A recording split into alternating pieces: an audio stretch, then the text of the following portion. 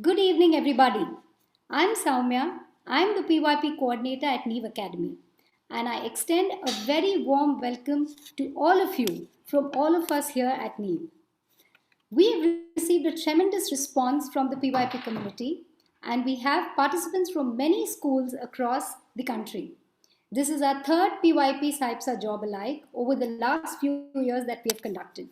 We do this in the spirit of collaboration so that we come together as a community and share our learnings and best practices with each other so that we all grow and stay true to the promise of being lifelong learners. We have interesting sessions lined up over today and tomorrow. We have many distinguished workshop leaders who have agreed to take out time and share their thoughts with all of us. I'm sure we all can look forward to a great experience of learning and take back some key ideas and thoughts from these sessions. We have our young PYP learners from Neve Academy who have collaborated virtually and created a song to welcome all of you. So please sit back and enjoy.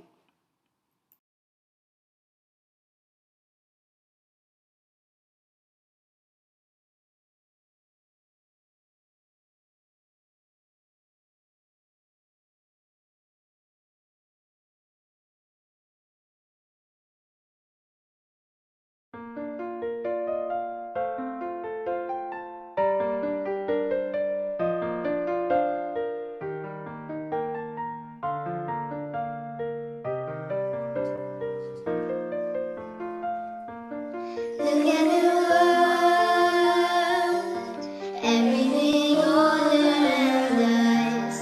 Look at the world, and they marvel every day. Look at the world, so many joys and wonders, so many miracles along our way. Praise to thee, O Lord, from all creation. Give us thankful hearts that we may see all the gifts we share and every blessing. Always come on me.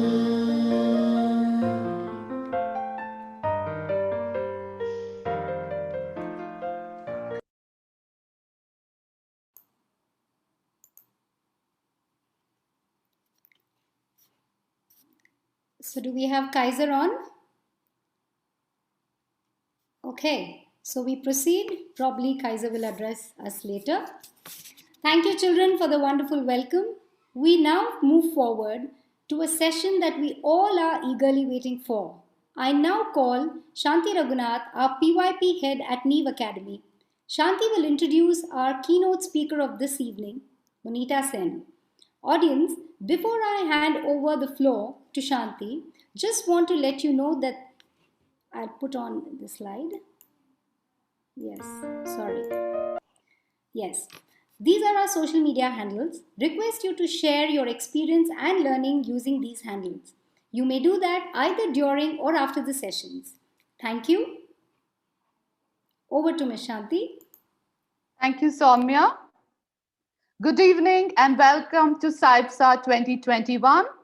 I'm Shanti Raghunath, PYP Head, Yamalur Campus. It is an honor for me to introduce our keynote speaker, Monita Sen. The last two SAIPSA events hosted by Neve Academy, Monita has enlightened us with her profound thoughts on education. Be it in 2017, her keynote on learner agency, or 2019 on enhancement in the PYP. She has left us with actionable ideas on how we could take them back into our classroom and our school environment. And I'm sure today's session on teacher agency and transformation would leave us thinking and reflecting on our actions. Monita has over 20 years experience in education in a variety of roles, including both teaching and leadership positions. She describes herself as a lifelong learner, a PYP educator, a cat lover, and sometimes a poet. She currently works with the IBO as the PYP Authorization Manager, providing support to schools implementing the primary years program as they work towards becoming an IB World School. She has also designed and led workshops and training sessions for teachers and heads both within and outside IB frameworks. Monita holds a master's degree in education and English literature and is currently undertaking Doctor of Education with the University of Bath. Her areas of interest and research include agency, transdisciplinary learning, teacher collaboration, and creativity. Today's keynote session on teacher agency is her thesis topic too. So before we move on to the session, I would quickly like to go over the housekeeping rules.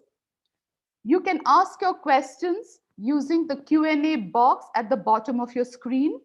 We will discuss questions around 40 to 45 minutes into the session. If you raise your virtual hand, we would not be able to attend your question. Hence, we recommend that you use the Q&A box to share your thoughts and questions. Yes, without much delay, I welcome Monita Sen. Over to you, Monita. Thank you, Shanti. I'm just going to share my screen so that I have my presentation here as well. It's really very exciting. And as you said, it feels very, very good to be back with you. A couple of years ago, when I did first talk about student agency, I can really, when I look back on that, I can see how much my understanding and my learning journey has changed as well. So thanks for reminding me of that. I'm just reflecting on it as you introduced me. Welcome to everybody who's here today. Very exciting. I know I can see the numbers going up and there's a large group of people, so I'm feeling a bit nervous. But thank you for joining us today. And thank you, SAIBSA. I'd just like to make a special mention of the organization because even when these were face-to-face events, they were free for teachers. And it was a really great example of our community in the PYP sharing and learning together. So thank you for doing that and showing the learner profile, really demonstrating it. And also thank you to Neve, who always organize these things so beautifully, whether they're face-to-face or online. It's always done so professionally. And we've got such a large number thanks to you guys. So lovely to be here today. I am going to be talking about teacher agency and transformation. And as Shanti mentioned, these are some of my research areas that I'm looking into. I'm currently undertaking a doctorate, and agency is something that has really just been fascinating me. Right when I first heard the word in an educational concept, I've been trying to, just understand it. And really today is just some of the things that I'm really enjoying learning about that I want to share with you and things that I'm excited about. And I also think that as we embark on these 2 days where you're learning and you're going to be sharing practice and hearing great things from classrooms from all over the different schools, I think it's really a wonderful time to celebrate teachers. So I wanted to make this session about you. It's all about you, teachers, and celebrate what you've been going through, particularly in these challenging times. Most of you within India with online learning, and those of you might be in hybrid models or back to school. And I'd also like to just especially mention the children. Thank you for that lovely performance as well. I know it's been challenging, but also exciting for you. So without further ado, let me move on. We're going to be using something called Mentimeter, and I'm sure by now into your online world you've used this before. So if you do have a device, you can either log on your phone, on your iPad, or on another window in your computer. You need to go to www.menti.com, and there is a code at the top of this page that hopefully you can see. That's 82768348, and that will be the code. So there'll be some questions where I'll ask for your feedback, and I probably won't wait for 800 people to feedback because that's going to take us a long time. But as quick as you can, if you can just put in a few words there. And the first question is really, how are you feeling today? Let's just test and see if this is working. Okay, rushed, exhausted. It's the end of the day for some of you. I know it's the end of the day for me too. Lots of excitement. That's great to see that energy. So I can see that it's working well here. Tired? Yeah, I hope not to bore you through this presentation. So now that I can see that's working, I'm going to move on because this was just a test question. It's not really related, though it kind of is. But good that you're here and you're feeling awake, some of you. And if you're not feeling awake, get a cup of coffee. Okay, so today we're really talking about two key concepts, the nature of agency and how it's connected to educational transformation. So you had sent in some questions. Thank you for those. We will have some time, I think, for questions afterwards, but you'll find a lot of your questions are kind of built in to the presentation. So particularly we will focus, because we haven't got that much time, so we will focus on what actually is agency and particularly teacher agency. So I'm excited to share a model that I'm really excited about at the moment. We'll look a little bit into things that help and hinder. And I'm hoping to change your thinking a little bit around some of your current ideas of agency. So I'm interested to see what you think. Please do tweet and let me know. I can see you're already giving feedback, so that's great. We probably won't have too much time to see how it's connected to student agency, but that will be another session tomorrow if you're interested to join. And finally, we will look at this idea of transformation and change in schools because it's just so relevant right now. While we're working through this, I want you to have a little split screen thinking. And if you know this strategy, it's based on Guy Claxon's work. Think about what you're learning and how you can apply it. So you're almost like you've got two screens going on. So this is the content and the knowledge, but also these are the skills and this is the application of things that I can take back or that's provoking me. So whether you're sketchnoting, mind mapping, taking notes, doodling, whatever it is, remember to keep thinking, keep a double focus on these two ideas. So here's a question for you. Whew, the past 12 months, because it's for those of you who are in India, I know it's been over a year now, I think, of online learning. Some of you are just coming back to schools as well. So what 3 words would best describe your experience of being a teacher in these last 12 months? What are some of the things that you're thinking about? And I know a lot of the work Jennifer Chang Wattle is I'm a big fan of hers, and I like that she talks about surviving, striving, thriving, and arriving. And I know in the beginning of the pandemic, we were very much in the survive mode. So I can see that it's mostly positive. So the largest word there, which is most of you have said, is challenging. It has been indeed a challenging word for us. It's been overwhelming, but it's also in a way been quite exciting. And this is a really interesting concept. I think as humans, we always rise to a challenge. We like a challenge. Apart from the emotionally exhausting part of working online, it's really exciting to see the innovation that's happening as well. So, wow, lovely to see those. It's been about being creative, learning, exhausting. Thanks for your honest feedback there. Okay. I'm going to move on to the next point, which is really connected to how we're feeling. And I think never more has this concept been more relevant. There was a sociologist called Zygmunt Bauman, and he wrote about a concept called liquid modernity that said really the time that we're living in can be characterized as a liquid. And I think that really resonates with me for how learning has become. We've had to become liquid teachers, liquid learners. Education itself has become, everything is liquid, right? Because we have to take, like a liquid, we need to take the shape of the container. And every day there are new things happening and things changing and new skills that we're learning. So I like this idea and this phrase to describe how we're feeling and the time that we're living in right now as liquid. We also take some time to consider how we're feeling and how students are feeling. So this quote here from someone called Helen Street, I don't know if you've read any of her books. She's written a book called Contextual Wellbeing, which is really a great read if you don't have it in your school library. And she talks about this from the sense of children, but I was reflecting on this and saying, you know, this is, if you read this quote, this resonates for teachers as well. You know, for many, it's been challenging. For others, it's been quite positive. We've enjoyed the sense of more autonomy, of more freedom. But it is worth reflecting, I think, up front, thinking about how we personally feel about our sense of autonomy and agency and control and choice. So these are all connected comments. I know there was a question that was given in earlier about the difference of autonomy and agency, and I will try to address that because they are used synonymously and sometimes confused, although they are quite different. So what three words really come to your mind when you hear this word agency? We've been hearing it in PYP for some time now. So what are the three top words that come to your mind? What concepts do you think of when you hear the word agency?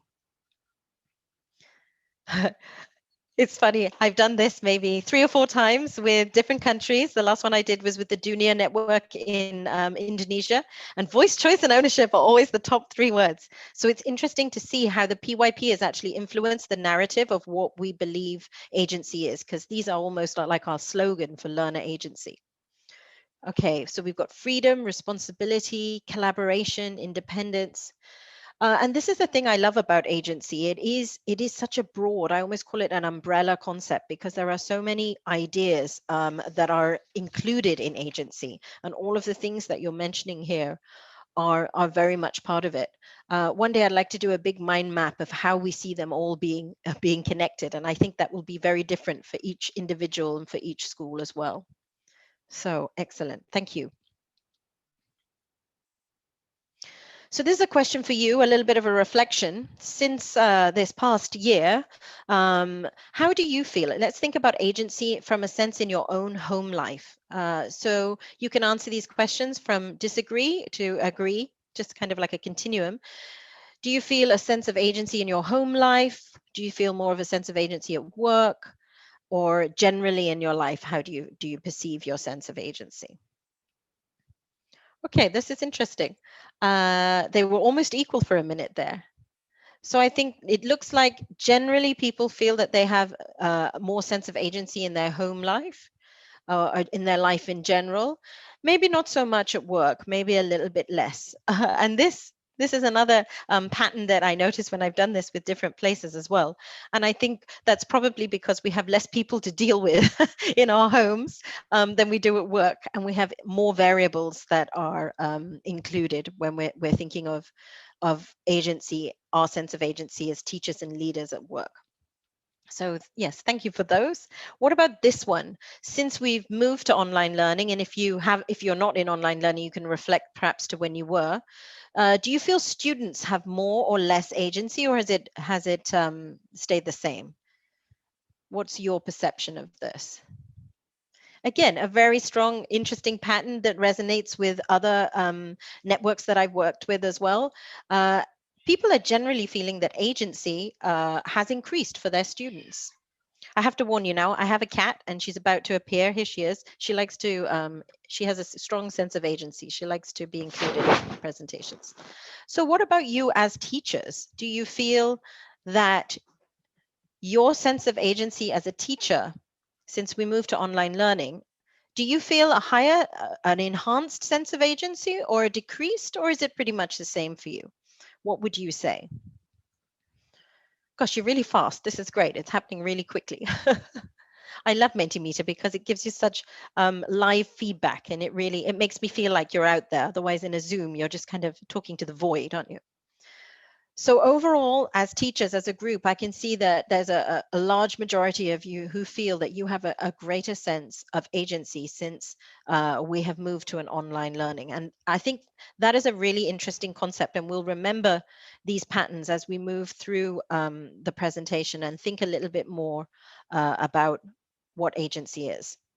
So like I said to you, it's something I've been studying for a while, and agency is a slippery concept. I know a couple of years ago when I spoke to you, I talked about aerosol words that when you spray, they just kind of dissipate and you can't quite grab hold of them. And I think agency has been a bit like that. And I've been reading a lot of articles, and they have different perspectives. So it's almost like agency. Is it a bird? Is it a plane? Is it Superman? Is it a variable? Is it something that you have personally? Is it a capacity that you have in yourself? Or is it an emergent phenomena?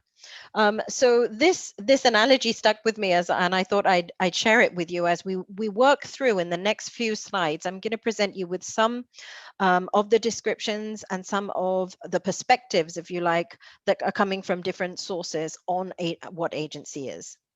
And when we talk about agency, it's good to remember that actually we can be talking about generally human agency as a concept. We could be talking specifically about students and learner agency, or as we are going to focus on today, teacher agency, which is also referred to in the literature as professional agency.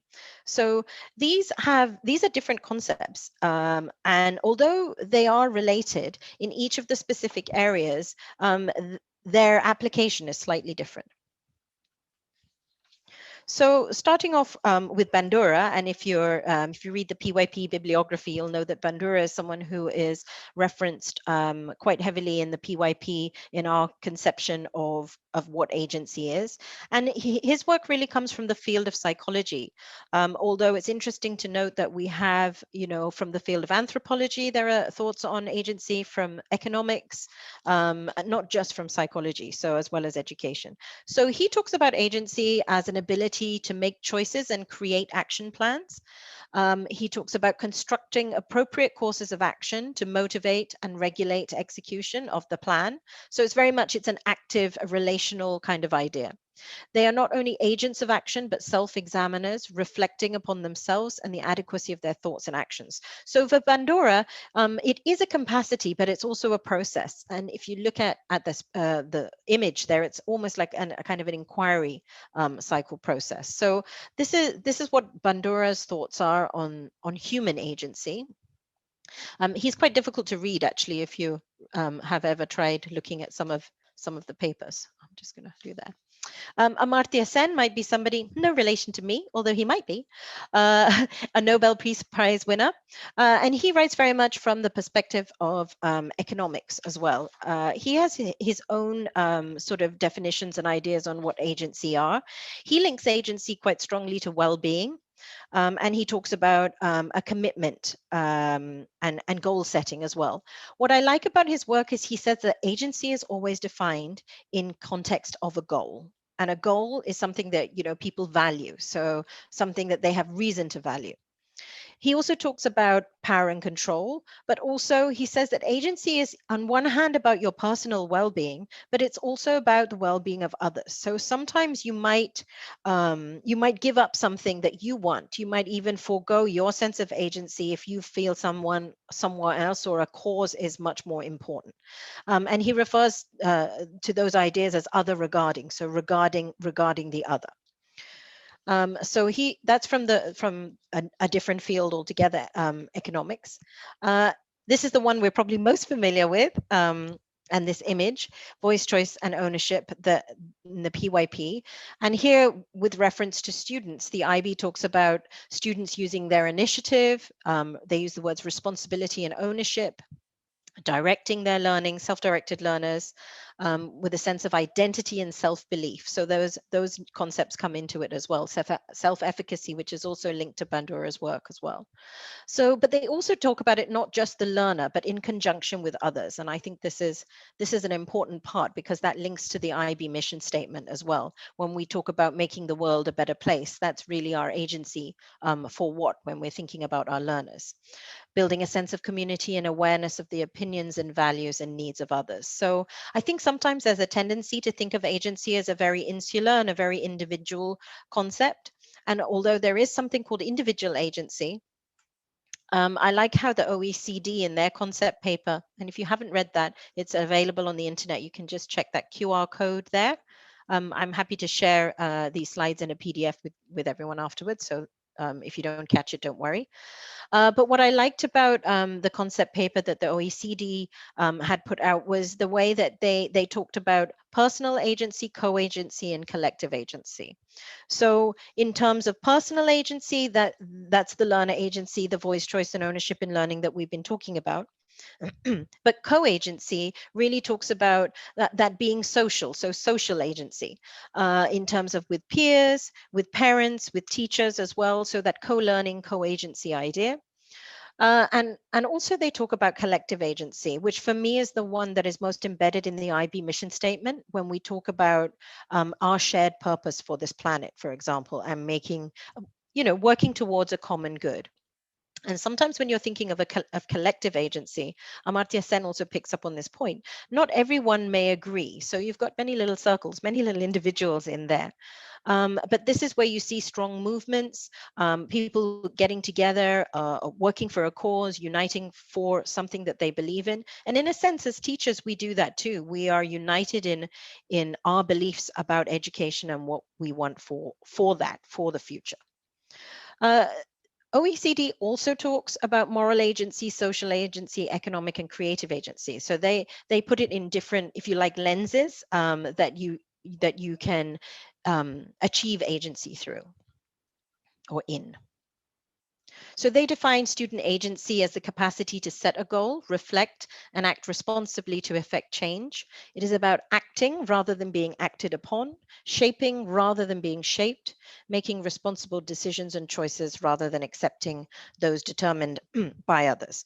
So in these descriptions, it does tend to be a bit more of a focus on the individual as well, in the individual's capacity.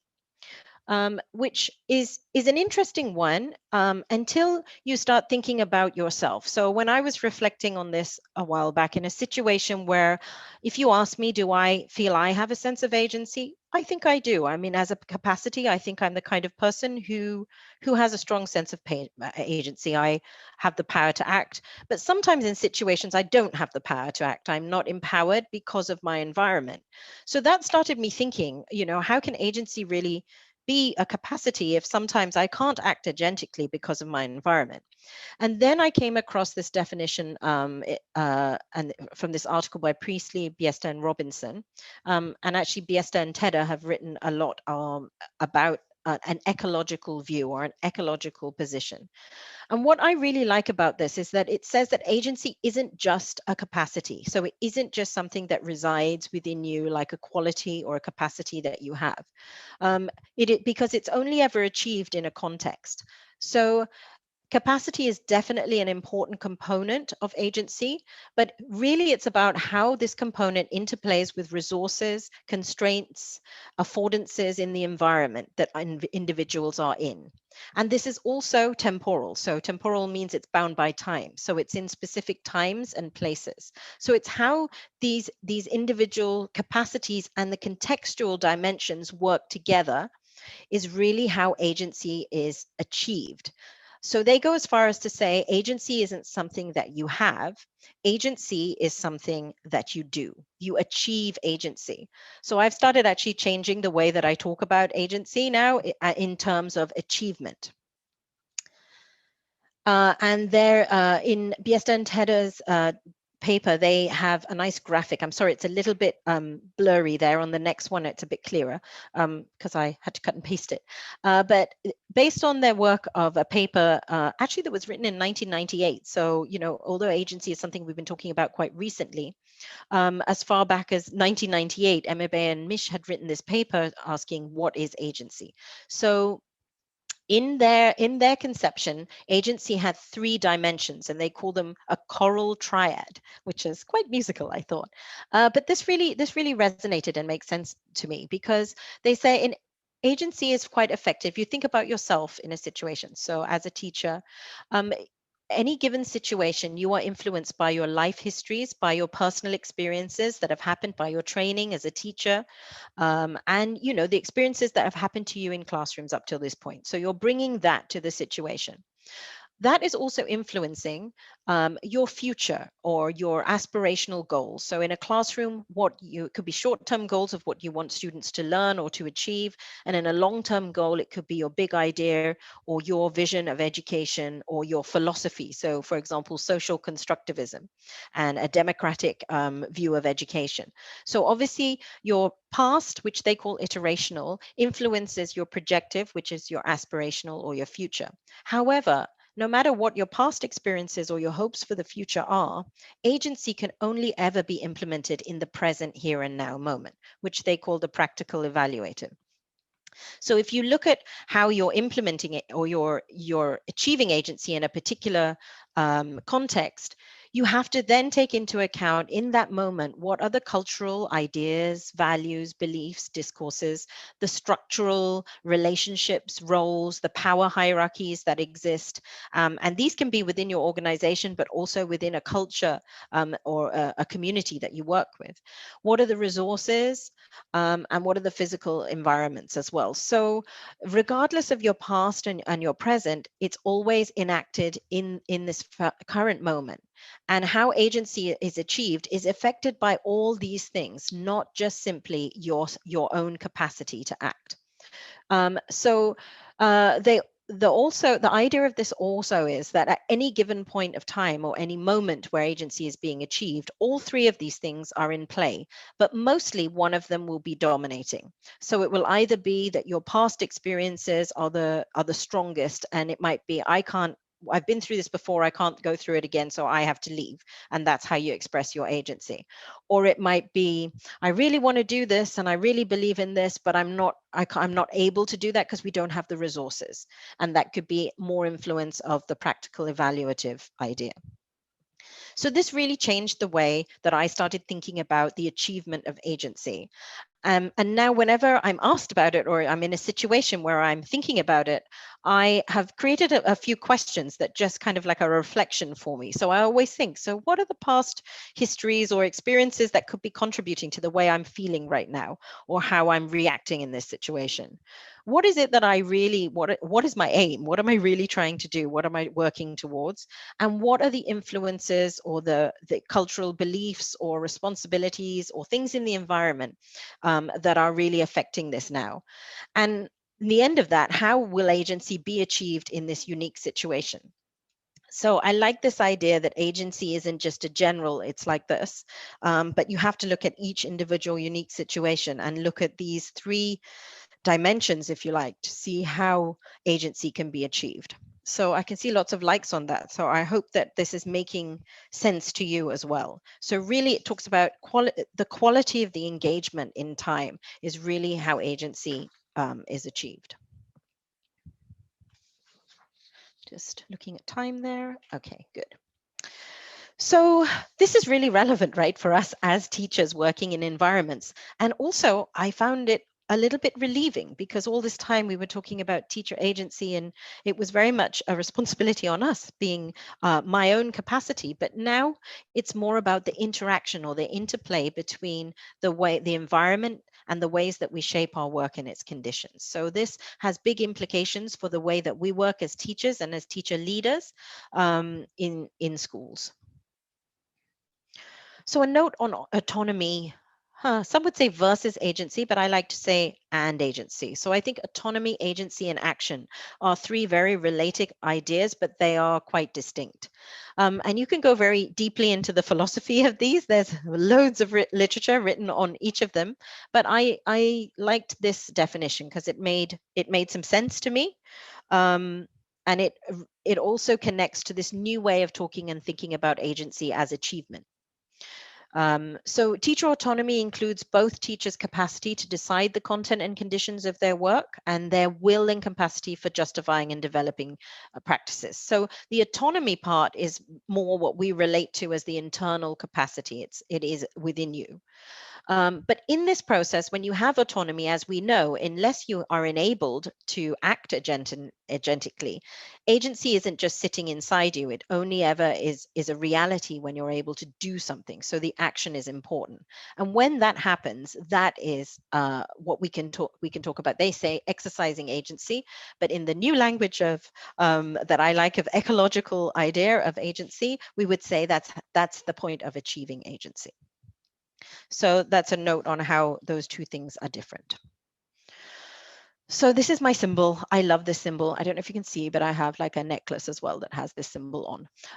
The Mobius strip, or the symbol of infinity. I've always had a fascination for this symbol, and it very much dictates my research, with this idea of being shape and shaped by. Now, in the OECD version, they said it's more about being shaped, but I would disagree, because I don't think we can disconnect our own capacities with our environments and context. So when we think about teaching as an activity that is involves a very deep awareness of the significance of our own choices, of one's choices, and how these things affect the development and well-being of others, namely our students, but also our colleagues, the parents, who are part of our community. So really, going back to Amartya Sen's point of agency is always in relation to a value or in relation to a goal, and that projective domain that Biesta and Tedder talk about. When we ask teacher agency for what, it's really about this growth, being shaped and be shaped by our environments, and being able to, as it says in this description here, the ability for teachers to act in ways that shape their work and its conditions. So this brings us to the second concept that I wanted to talk about a bit, which is educational change, reform, transformation, however you want to call that. Some say school reform, some say educational reform. There are big debates on that, which we won't go into. But what cannot be denied is you guys, teachers who are here today, you are the most central actors in this. And this is really interesting, because it also is dependent on how you see yourself and how the environment positions you as teachers. So are you positioned as the object of reform, so teachers who need to be reformed to make a change, or are you the owners of reform? So really, in an agentic environment, you can guess which one it is. The aim is, the idea is that teachers see themselves as owners of change and transformation in schools.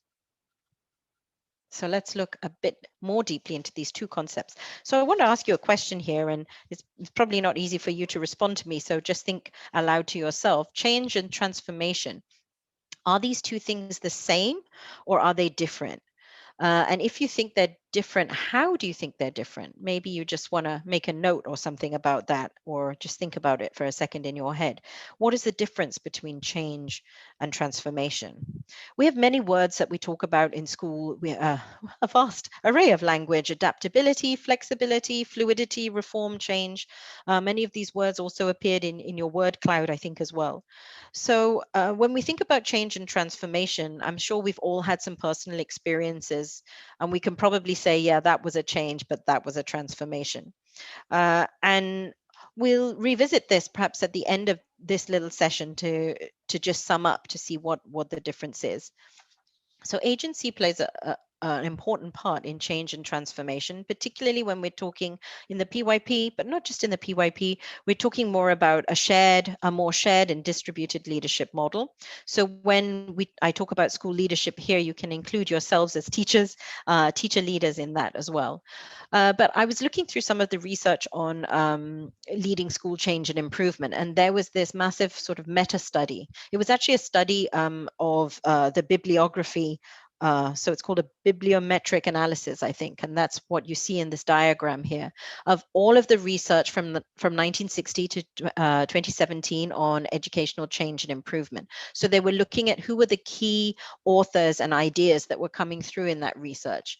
And you can see that there is some overlap, and I think very much the ones that in IB we relate to are the shared leadership for change in the red here, and the transformational leadership for schools. But regardless of that, I think there was like a central idea that came out of this research, that school leadership is a complex, multidimensional process that is embedded in and responsive to the conditions in a school organization and its environment. So just like with agency, when we talk about teacher agency and an individual point of view, as a collective, we have the same idea here, that it's not just standing by itself. Leadership and change is not something solitary. It's embedded in a context, and you can't really separate these two things. So that's why what works well in one environment doesn't work well in the other. When we look at the research on change, there are two main conceptualizations that dominate. So the first perspective on change is the image that you see here, the number 1, where change is linear with a clear cause and effect, or a simple, a complex between left and right, a push and pull. And I think we could all relate, particularly, I think, in the last year of having to do things quite quickly, that when we thought about change, there were some this happened, so this has to happen. And sometimes there were tensions between two things.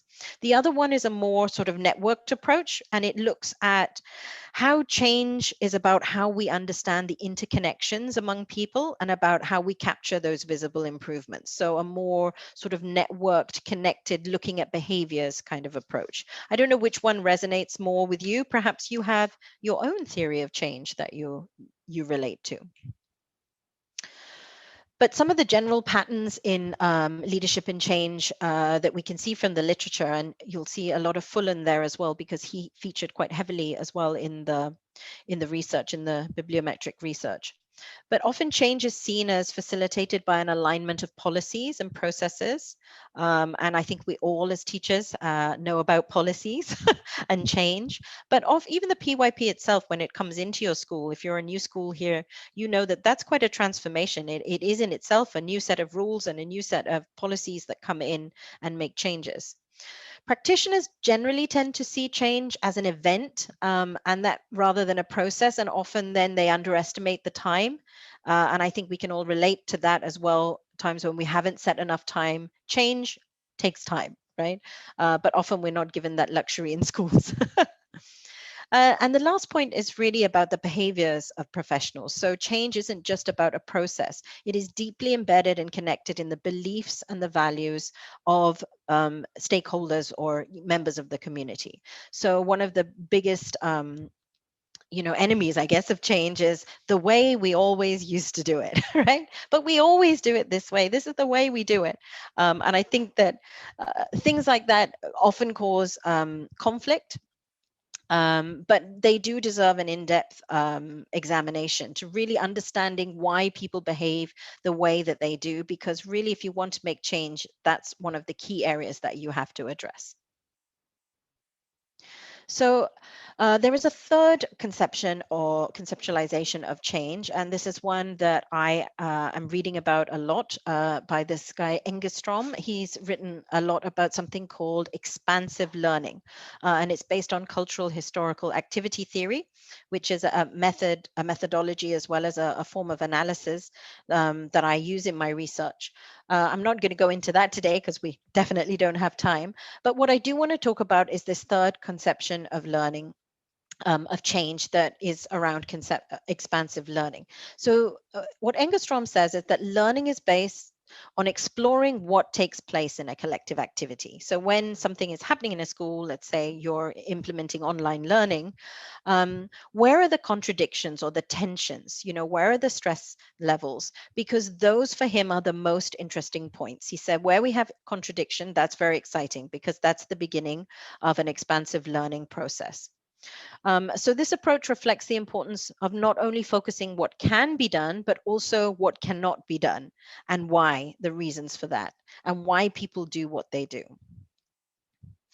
And expansive learning was built on Gregory Bateson's idea of learning. And he talked about 3 types of learning. So he says learning 1 is basically the acquisition of knowledge. Quite a linear, this is correct in the given context. So if you think of a school environment, giving a correct answer, yes, this is the right thing.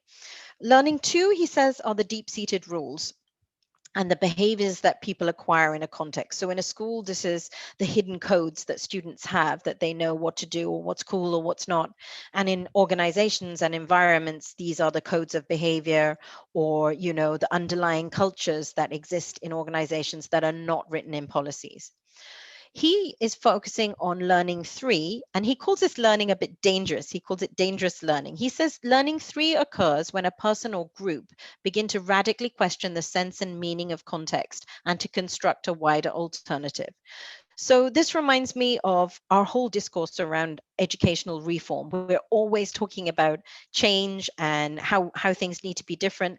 But change, as we know, is very slow, particularly in education. And we tend to take a few steps forward and then go back again. So I think some of the inspiration leaders, and I was just watching Ken Robinson yesterday because it was his birthday, by the way, the late Sir Ken Robinson. I think he was a person who radically questioned the context, and his initial idea of schools kill creativity was really one that shook people up. So this idea of expansive learning is based on Gregory Bason's Learning 3. And this is a kind of learning that we want to really encourage in schools if transformation is going to take place. If we want that transformation to happen, maintaining the status quo is probably not going to get us there. So Engerstrom proposes what I like to call an inquiry cycle, but a process, an expansive learning cycle, which is very much like an inquiry cycle that basically begins with attention. So I get very excited now if there's attention on something. I've become a very irritating person to have at meetings because I'm like, oh, yes, there's some tension here. Let's explore it. What can we do with it? Which isn't always appropriate, of course.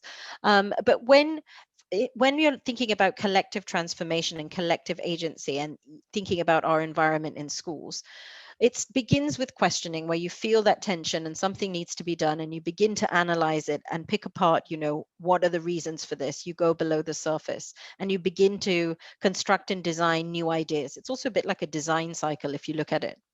It includes testing out models and seeing what works and what doesn't, putting things into practice, reflecting on them.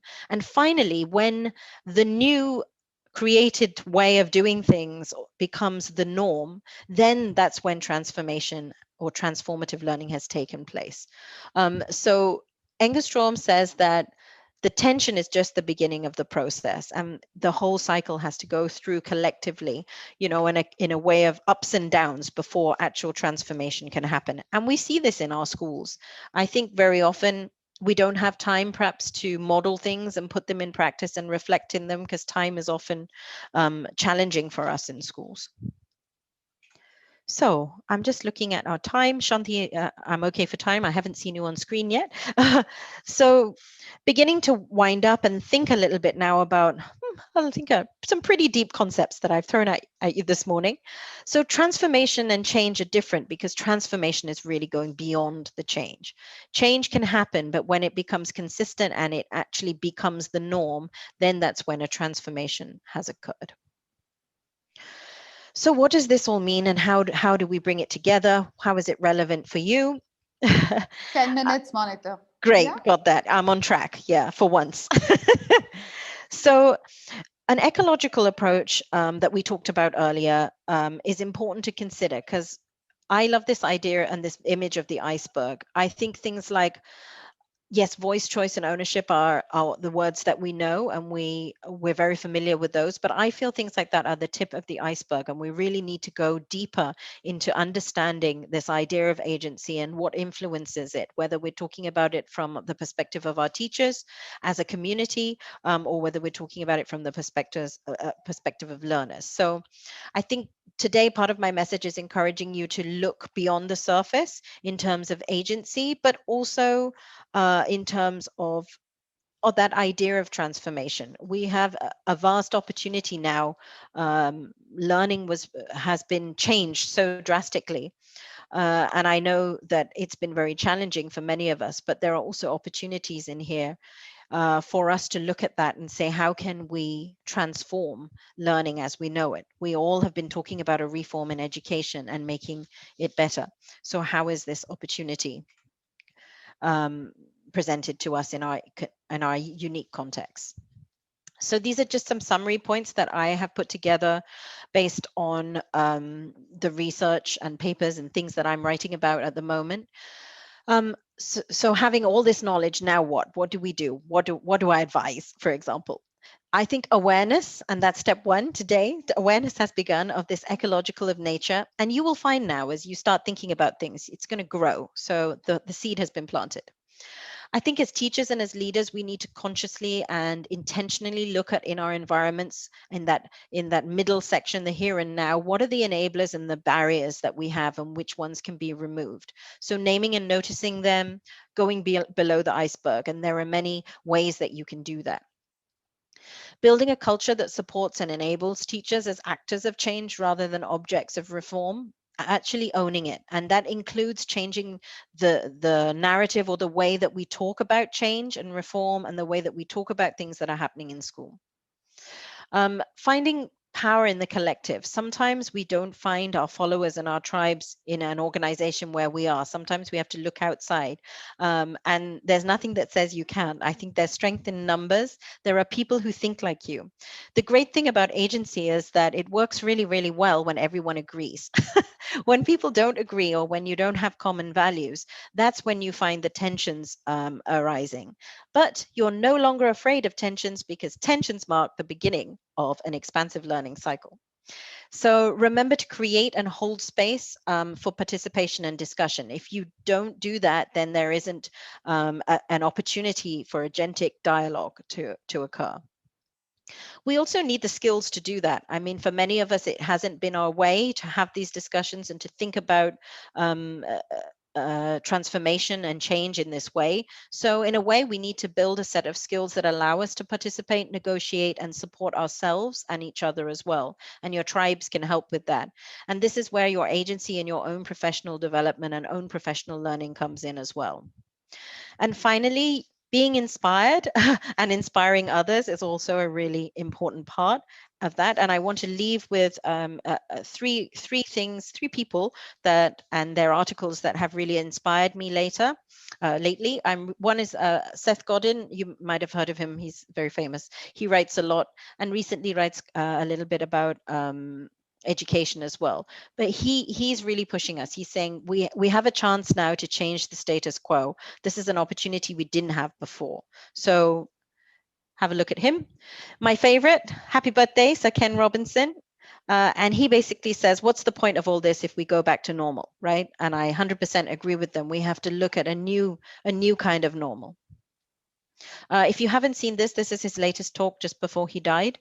That was about uniting for a cause. And finally, this is the last word, Shanti, a word on holding space. I really like this word. And I think we hold space today. We're holding space together. And I don't normally read from slides, but it's a bit blurry. So I'm going to read this to you. So it says, these spaces need to be strong enough to hold the uncertainty and emotion that come with disrupting the status quo, and safe enough to speak the truth. They must create the need and the desire to step into the unknown, as well as the stillness needed to catch the fragile and fleeting glimpses of the new that inform and fuel new patterns and thought and action. So as you guys are going forward and attending wonderful sessions after this, please remember these ideas and holding the space for each other as we learn together, because really you are the agents of change, teachers, and I'm really, really proud of you all. So thank you for your time today. You can always write to me or tweet. I am doing research and I'm always looking for people and schools that would be willing to be part of that. It's very separate from my work with the IB. So if you are interested and feel your school would be up for that, please do let me know. And yes, so that's it. That's all from me and Dr. McTart. Thank you, Monita. That was wonderful and interactive also, I must say, and thought-provoking for us. Yes. It was interesting to know how teacher agency depends on teacher, not only the teacher capacity, but also our experiences, culture, and the school environment. Yes, we have some questions here, Monita. Okay. This is from Jinsi. Isn't agency at work greatly influenced by the employer? Absolutely. And that is the whole idea of that ecological view that talks about the practical evaluative dimension of agency. So yes, in any given situation, you are dealing with those aspects, but it's not the employer alone. So that's why one employee doesn't act exactly the same way as another, right? So yes, you do. You consider that when you're looking and you're asking yourself how you achieve agency in that situation. Yes, yes, very true. We have another question from Garima. What is our responsibility towards agency? Yeah, I mean, that depends, I guess, on the situation. Now that we talk about agency in a temporal, in a time, and a relational way, it depends. Each situation, your responsibility is going to be different. And that's why I like the ecological model, because it breaks it down and it gives you the tools to really reflect and say, okay, in this situation, what's going on? Whether it's learning or yourself. Like, I find myself in situations where I feel like I don't have a voice, and I have to really look at why I feel that and what I can do about it. Sometimes I can do nothing. Yeah, absolutely. I think there comes the liquid learner, right? Yeah, yeah, Just great. take Yeah, the shape, you know? yeah. Yeah, we have another question from Vaishali Sachdev. Yes. Does agency differ with personal capacity? So, can we say that it encourages differentiation? So, she's.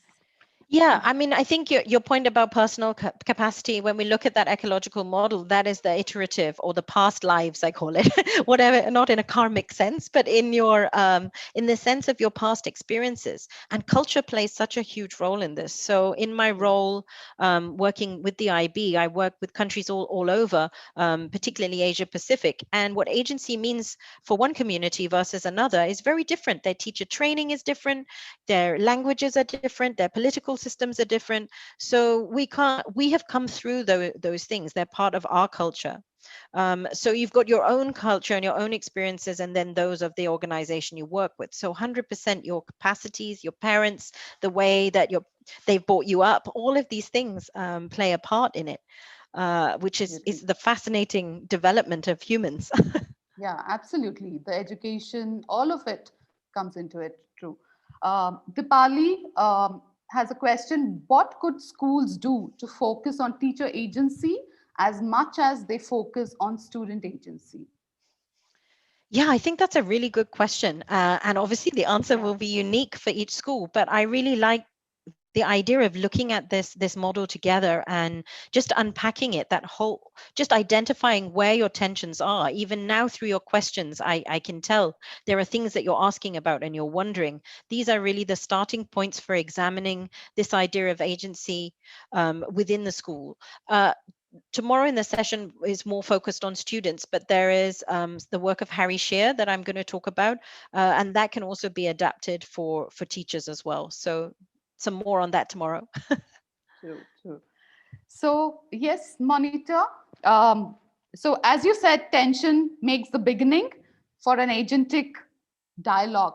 I think next time there's a tension, we need not worry. Probably there's something coming ahead and see it positively there. Yeah. Exactly. Excited by tension. Yay. Thank you. Thank you so much. Um, yes, thanks a lot, Monita. Thanks a lot. I hand over to Soumya, who'll take you through a panel discussion on adaptation during the pandemic. Yes, Soumya, over to you. Thank you so much, Monita. Thank you for sharing and giving us insights into some new ideas about autonomy and agency. Well, there is a lot for us to take back into our collab meetings from next week. We really appreciate your presence and deeply value your continued association with us. Having said that, let's call back Mr. Kaiser again. See, he's always there to support us despite any glitches. So let's hear on from Kaiser. Kaiser, he is the SAIPSA president and head of school of Podar ORT International School, Mumbai. Hi, good evening. Thank you. Welcome to this wonderful SAIPSA PYP virtual job alike session, which talks about meaningful learning in the primary years program, examining what, why, and how. Uh, and no better person than Monita Sen, who could have set the tone for the discussions which follow. I I would I was really taken up by the kind of session which she took, and I just put down some words which I was actually looking at. And I'll first begin by saying Helen Keller said that alone we can do so little, together we can do so much.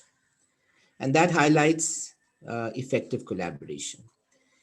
That comes into the aspect of teacher agency, I believe, when you want to bring in that transformation.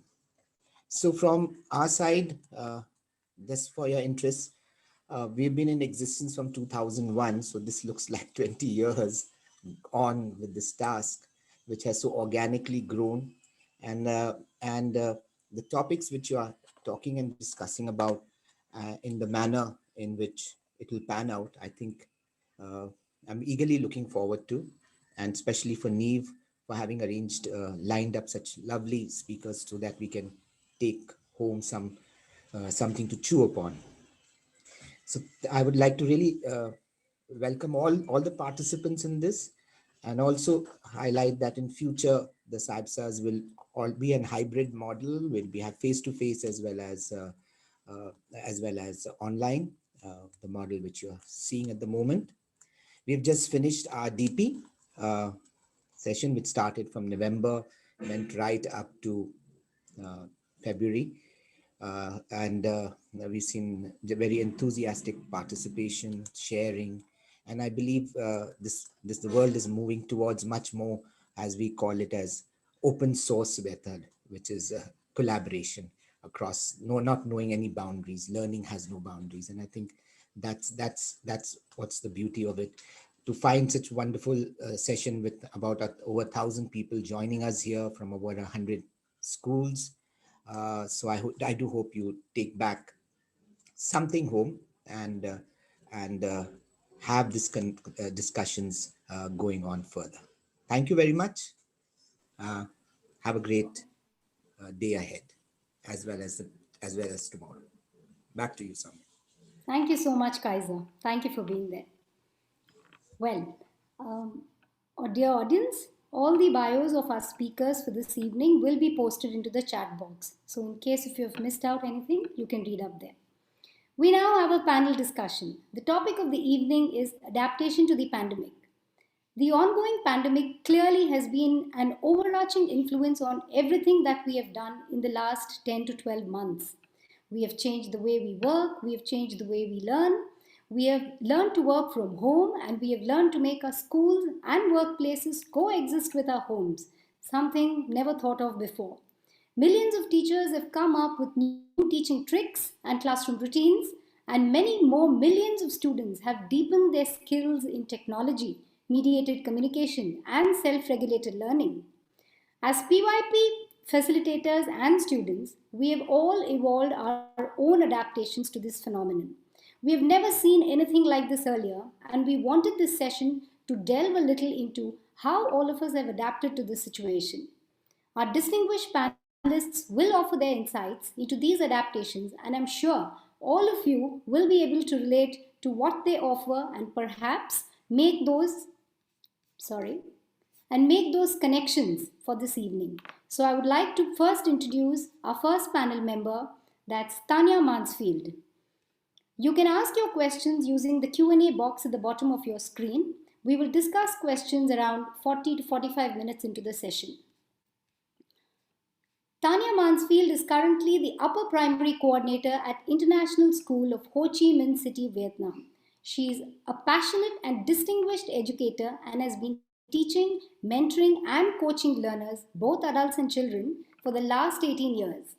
Tanya started her teaching journey as a grade 5 homeroom teacher in Western International School, Shanghai. The last 18 years have seen Tanya working in various roles: teacher training, coaching, mentoring for various age groups from the ages of 3 to adult learners. In addition to her role in Vietnam, Tanya is also a workshop leader, visiting team leader, consultant, reader, and a member of the BQC team. Tanya has been a regular visitor at Neve Academy, where she has conducted many workshops for the Neve PYP faculty. Tanya is an active participant in social media sites, networking with educators. Thank you, Tanya, for accepting our invite. A very warm welcome to you. Our next panelist is Sita Murthy. Sita Murthy currently serves as the Director Education, Silver Oaks International Schools in Hyderabad, Bangalore, and Visakhapatnam. She also serves as President, Heads Association of IB World Schools India. She is also the Vice Chairperson for the CBSE Schools Association, Hyderabad. The Gandhian mantra, "You be the change you wish to see in the world," drives Sita Murthy to create, develop, and sustain progressive and generating learning environments. 3 decades of teaching experience in different geographies of India make her a lifelong learner. With her experience, she blends national and international goals of education in all her endeavors within and outside India. Besides leading IB workshops across the Asia Pacific region, she is also invited to present at IB global conferences. She regularly speaks at TEDx events and is an active blogger where she voices her perspectives on bringing a learning revolution. Sita Murthy is an avid trekker and frequently challenges her endurance limits in the Himalayas. She has trekked up to 14,000 feet, and I'm sure she's already planning a next trek to go higher. Thank you, Sita, for being on the panel. A very warm welcome to you too. Deepanshu Arora is our third panelist. Deepanshu is the co-founder and CEO of Toddle, a collaboration and productivity platform for PYP and MYP teams. He is passionate about the intersection between education and technology and desires to make education more meaningful and relevant to the dynamically changing 21st century world. He believes that early years are the most important time to provide young learners with meaningful opportunities to develop skills for lifelong success. An engineer by background and an educator by passion, he believes that technology has only one role to play in education, that of making teachers' lives easier by helping them to do better what they do best. Deepanshu also leads Toddler's Den, a network of Reggio-inspired preschools in India. Prior to this, he worked with McKinsey & Company and studied at Indian Institute of Technology, Kanpur. Thank you, Mr. Arora, for being on the panel. A warm welcome to you too. Most of us here are from the teaching and faculty world, and I'm sure many of us look forward to hearing the technologist's worldview on the subject. And finally, I'm happy to be part of this panel as a moderator. So let's deep dive into the session. I would like to ask Tanya the first question. What are your first thoughts on the year that has gone by? I call on you to please share your perspective in the wake of the pandemic that has changed the entire course of how we engage our students. Thank you, Sumia. Lovely to see you. And namaste to everyone. And blessings to you all. I think India probably has had one of the hardest journeys through COVID-19, 320 plus days without your learners face to face. So kudos to you all. Within our context here in Vietnam and within Southeast Asia here, our journey with home-based learning and COVID started last January. And we were all on the Lunar New Year holiday, and we were starting to hear, those whisperings from Wuhan. When we first came back, it was a little bit novel and exciting because we were home-based learning for a week, just a week. Our learners were at home, but our educators were at school, so that was wonderful. As obviously things continued, Vietnam went into lockdown. With our educators being at home, our learners being at home, and all of our families being at home, which obviously added many layers to the situation there. From an international school scenario, and because we had been on lunar holiday and then there had been a spring holiday too, and I think the rest of the world took a little time to catch up with what was happening.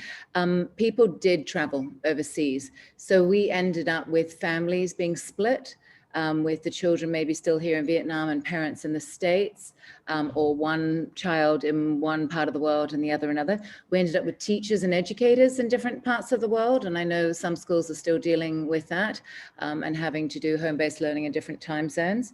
As things gone on, of course, finances became actually a really big issue for some of our families, and that stress for them became a really real issue that we as a fee-paying private international schools had to consider there. And of course, all families working at home and the change of roles as our parents took on more and more of the teaching rolling there. But, I'm talking with a a lens of optimism and positivity here. And I think if we look at COVID as a catalyst, this year is a catalyst for change. You know, yes, there are very many challenges, but how can we turn those challenges now into opportunities? You know, times to rethink, reimagine, and even possibly take a breath to rethink our pedagogy. Really, what do we value, and how do we go through there?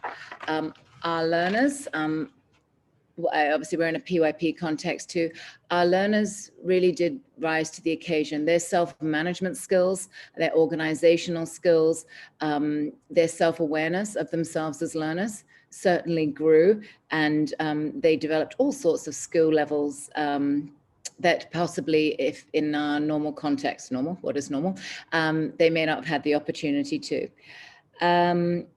Also, of course, our teachers. I watched our teachers just completely upskill themselves, collaborate, support each other as we all went through these cycles of what, as Manita talked about, Jennifer Chang-Wathanal's work before, the cycle of e-learning. And there are 4 stages in that, which is the survive, strive, thrive, and arrive. And we all go through those stations, those phases is what she calls them, to go through there, and us all supporting each other. I think maybe one of our biggest lessons, and now we are back face to face and have been since May. We just had a little hiccup last week with our Lunar New Year holiday, but I think it was more the Vietnam government being cautious. But the big lesson has come out is care and compassion.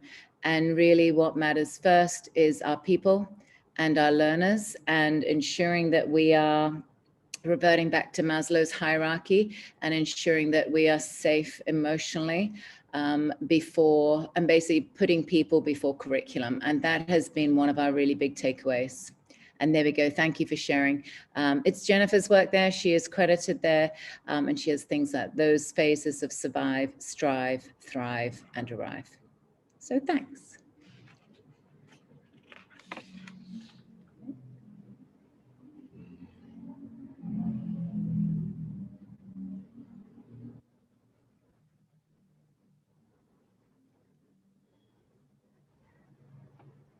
Sorry.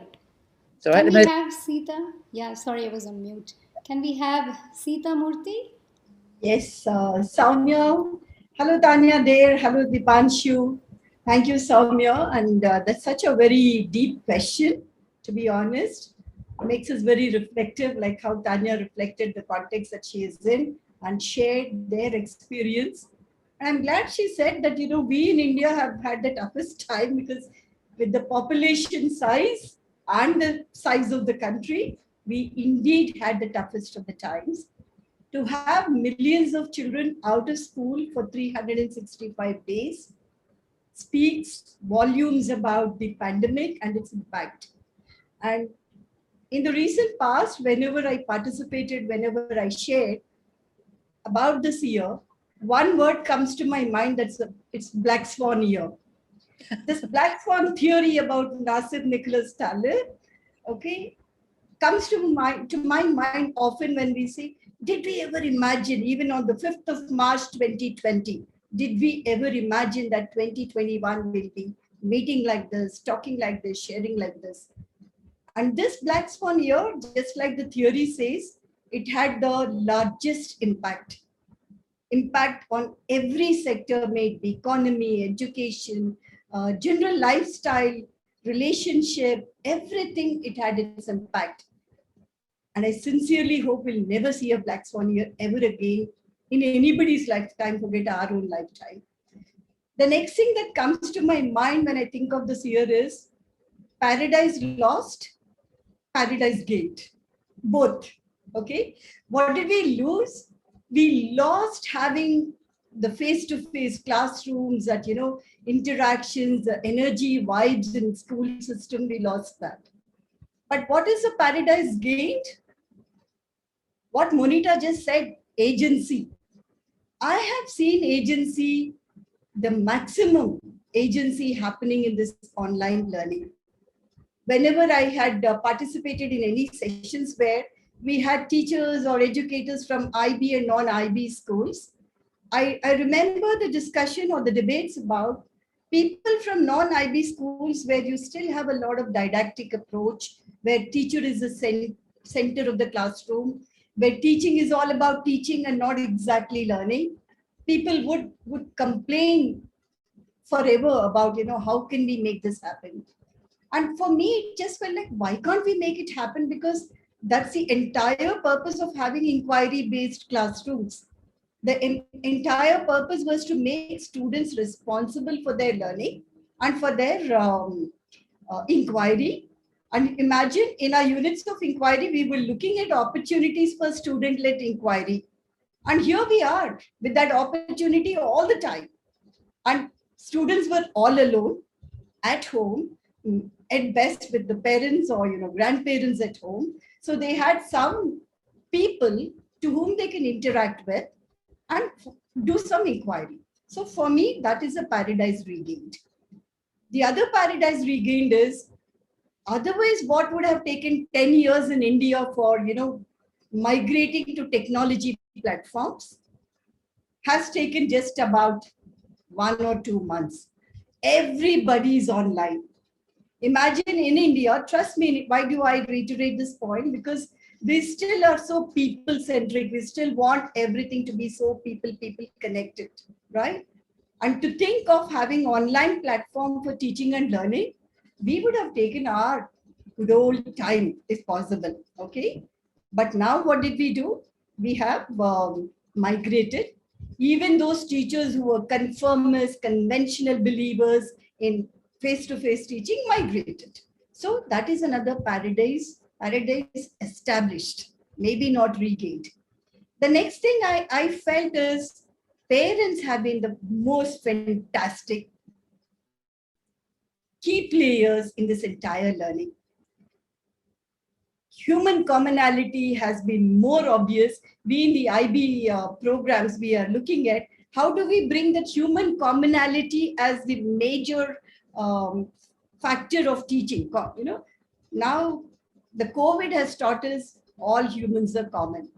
I want to preserve this concept and make sure that our children in our classrooms remember that human commonality is something that if we appreciate, respect, understand now, we will know what we need to do in future.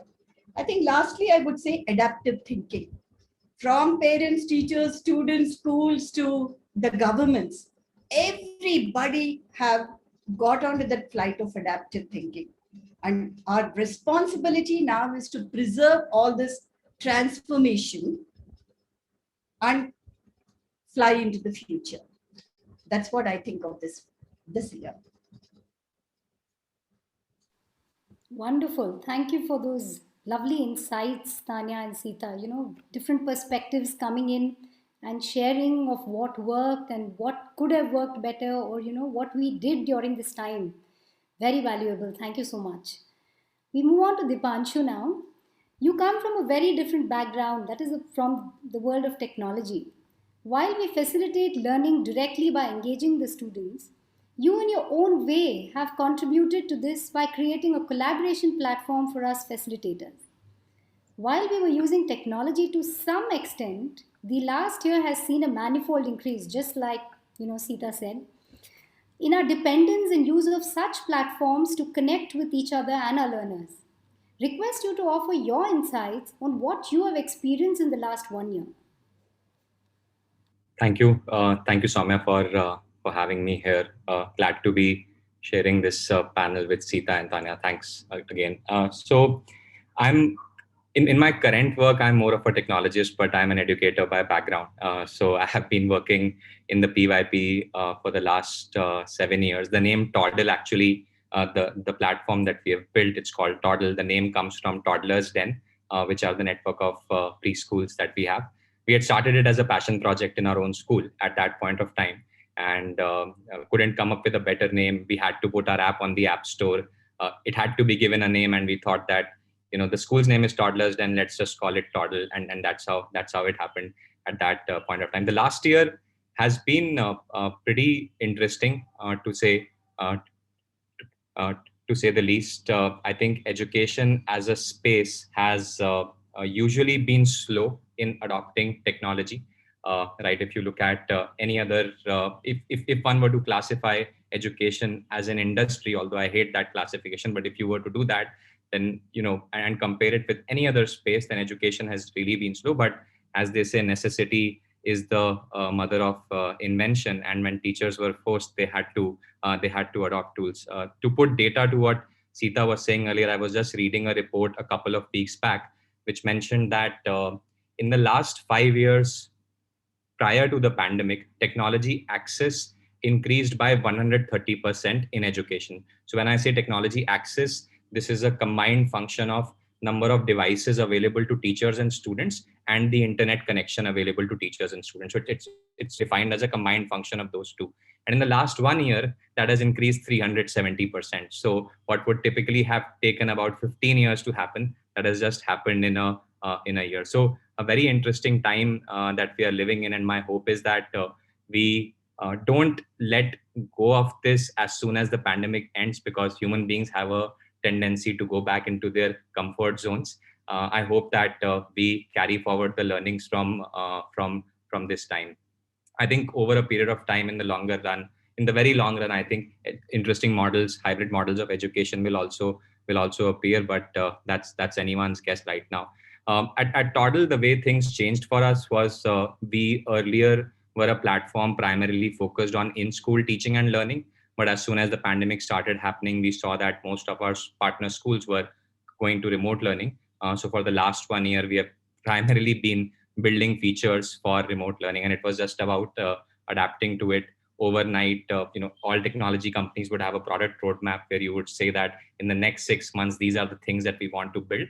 And then one day in February last year, all of that suddenly changed, and we saw that the world is going to change. So everything that we had planned also had to change accordingly. But yeah, it's been a very interesting time. Lots of learning for all of us to take forward. Glad, thanks for sharing. So there has been a big explosion at your end as well. Yeah, absolutely. Yeah. So yes, so looks like, we've all been very agentic learners during this time. Students, teachers, workshop leaders, everybody trying to put their minds as to how best this can be brought forward, how advice can be given. So yes, thank you for that. Okay, we move on to further questions about adaptation during these times. So one of the challenges that we have faced was a time crunch.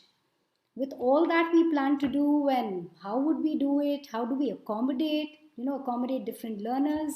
So Tanya, I would like to hear your insight on what do you think about managing time, because that seems to have been quite a challenge for most of us. Hi. Yeah, and I think there have been many lessons learned from our perspective here.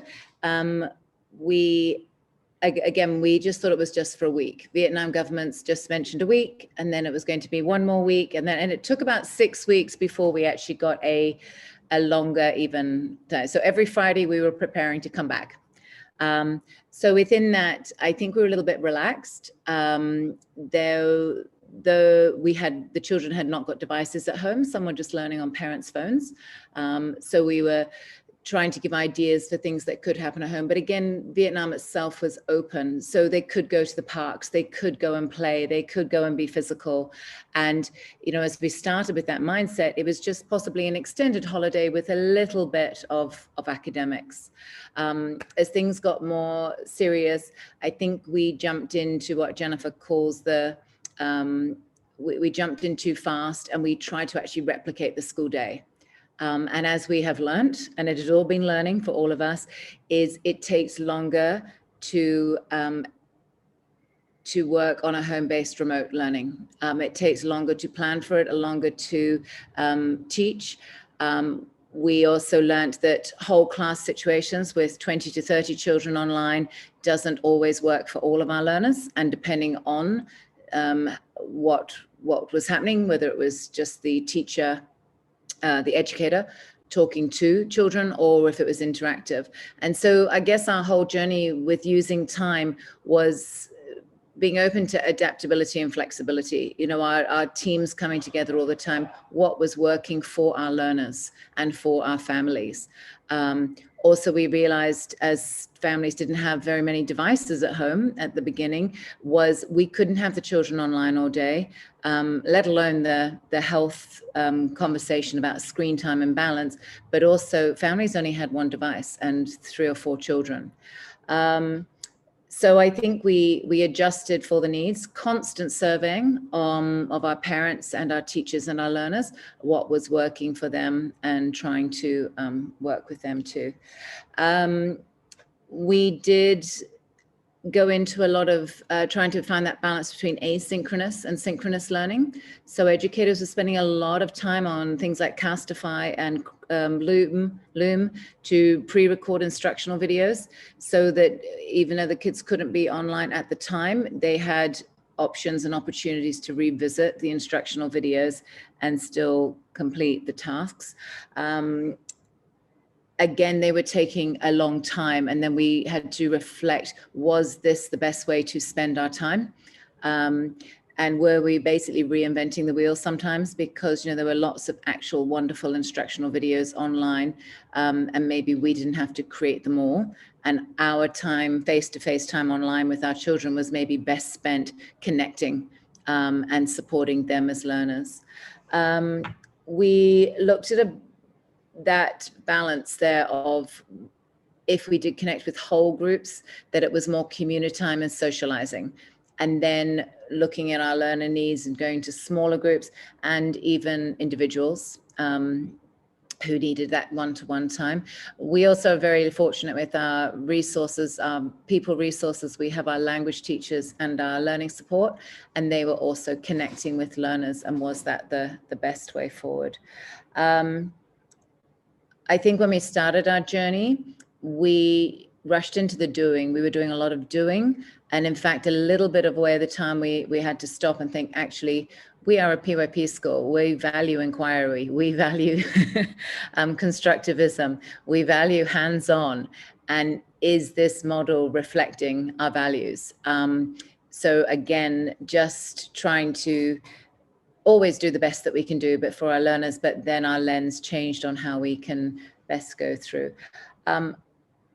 Now, when we went back this time around, we had obviously learned lots of lessons, and we were ready. We had done some thinking in November that if this happened again, and we feel that maybe there will be mini cycles of times when we go back to home-based learning and then back to face-to-face, where we actually structured the days so the routines and the structure were there. And I think in times of uncertainty, times where, you know, we're not sure what's going on, and also being quite overwhelmed by social media and the news and the situation, is routine and structure is part of our security.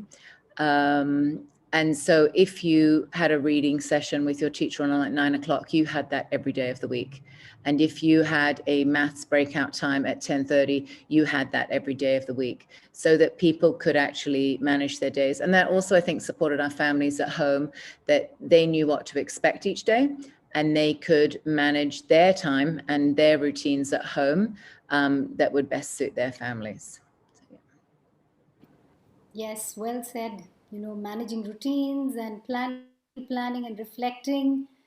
And yes, so changes as things go on, right? And I don't think there's a right way. I don't think any of us are doing it the right way. We are all facing different challenges and scenarios as we go through. Our contexts are different. And so just remembering we are all just trying to do the best that we can for our learners and our learning communities. Absolutely. Thank you. Over to Sita. Sita, I would like to understand and also ask, I mean, this has also been one of the questions that many of our participants have asked. How do we establish social connection between the learners in an online forum? So, man is a social animal, right? From our childhood, we have been learning man is a social animal. It has been most evident during this lockdown period that, you know, you realized how much ever you may meet people virtually. when you meet someone and the energy vibes that pass on, we have realized it only this year after the lockdown. Okay. I remember when I went back to school sometime in July, after 4 months, and I met two people. And I talked. I realized, oh my God, I mean, I'm energetic now. That's exactly what, and imagine children at my age, if I feel that, children feel that much more. Because, you know, in Indian context, children are like all the time talking. And now they have, all the time the parents must be telling them, keep quiet, I'm at work, don't make noise, and things like that. So how do you create that need? It's more than connection, it's a need. Social interaction is a need for all of us. Okay, so we have created our own timetable every day. Post lunch, 2 o'clock to 3 o'clock, breakout sessions we would have. And for 2 months, we created a format for the breakout session. So how did we go about it? If I have to draw a parallel for Maslow's hierarchy of needs, the first level of need is food, clothing, and shelter. So in social needs, I would say the first level is just chatting, talking to somebody. The second level is I want to belong, I want to feel safe, secure, then it's love and belongingness. So we looked at the first level, let them have about 15 minutes of how are you, what are you doing, where are you right now, what mood are you in, and stuff like that. Then we looked at the next level and the next level. So finally we reached a level where we brought the format of Socratic dialogues.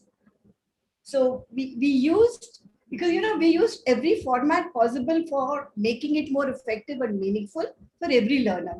So if you let them talk, they can just talk till the cows come home. But if you give a format and you just give an open question, we have seen the depth of interaction, the dialogue, debate, discussion that they went to, and we increased the challenge for them. So every day, 5 days a week, Monday to Friday, starting from grade 2.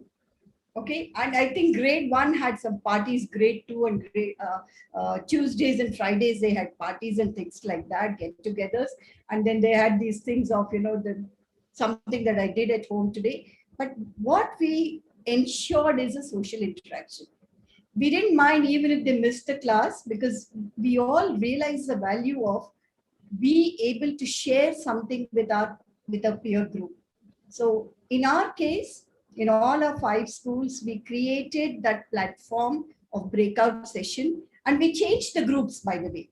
Almost every 2 to 3 days, it's not the same children, same group, we changed them. And there was a point where we had peers, seniors and juniors as a group, so that, they have more things to exchange. Yeah, sometime in October, we brought in clubs also, led by the seniors. But what I want to share is we ensured that the social interaction amongst the learners continued. Of course, they had the group presentation, the group project, group inquiry, PYP exhibition. Everything happened in those breakout sessions. Lovely. Lovely to know lots of success stories over there. Thank you.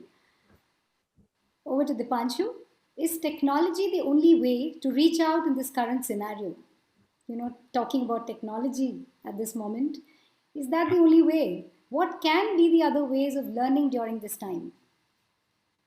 I think if reaching out is about communicating, and the fact that the pandemic has imposed certain constraints because of which we cannot meet physically, then the only way of reaching out probably is through technology and doing it virtually. Right, because of the constraints that the pandemic has imposed. But I think it's also about what you do with that technology that is very important. And I think the answer there is just to go back to what your beliefs about education are, what your beliefs about learning are, and think about what best you can do with technology in a virtual context. So when we did this exercise at our school, we figured that for us as a preschool, especially, and it's even harder to do this with younger children. There are 3 things that we felt were very, very important. One was that we have always stood for play and inquiry-based learning.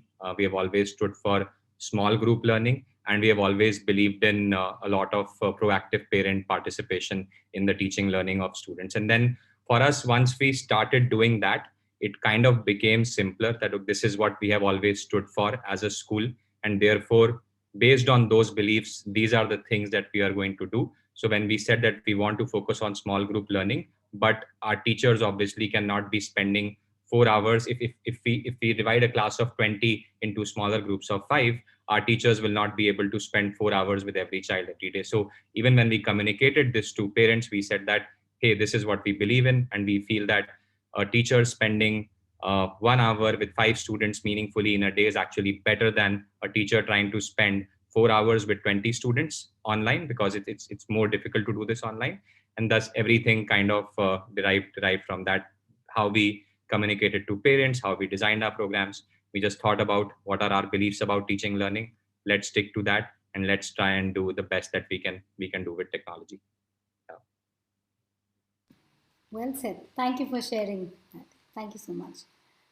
All right, over to Tanya. How can we plan lessons which convey a sense of curiosity and inquiry, encouraging students to observe and learn independently from the world around them, with limited resources that might be available in their surroundings?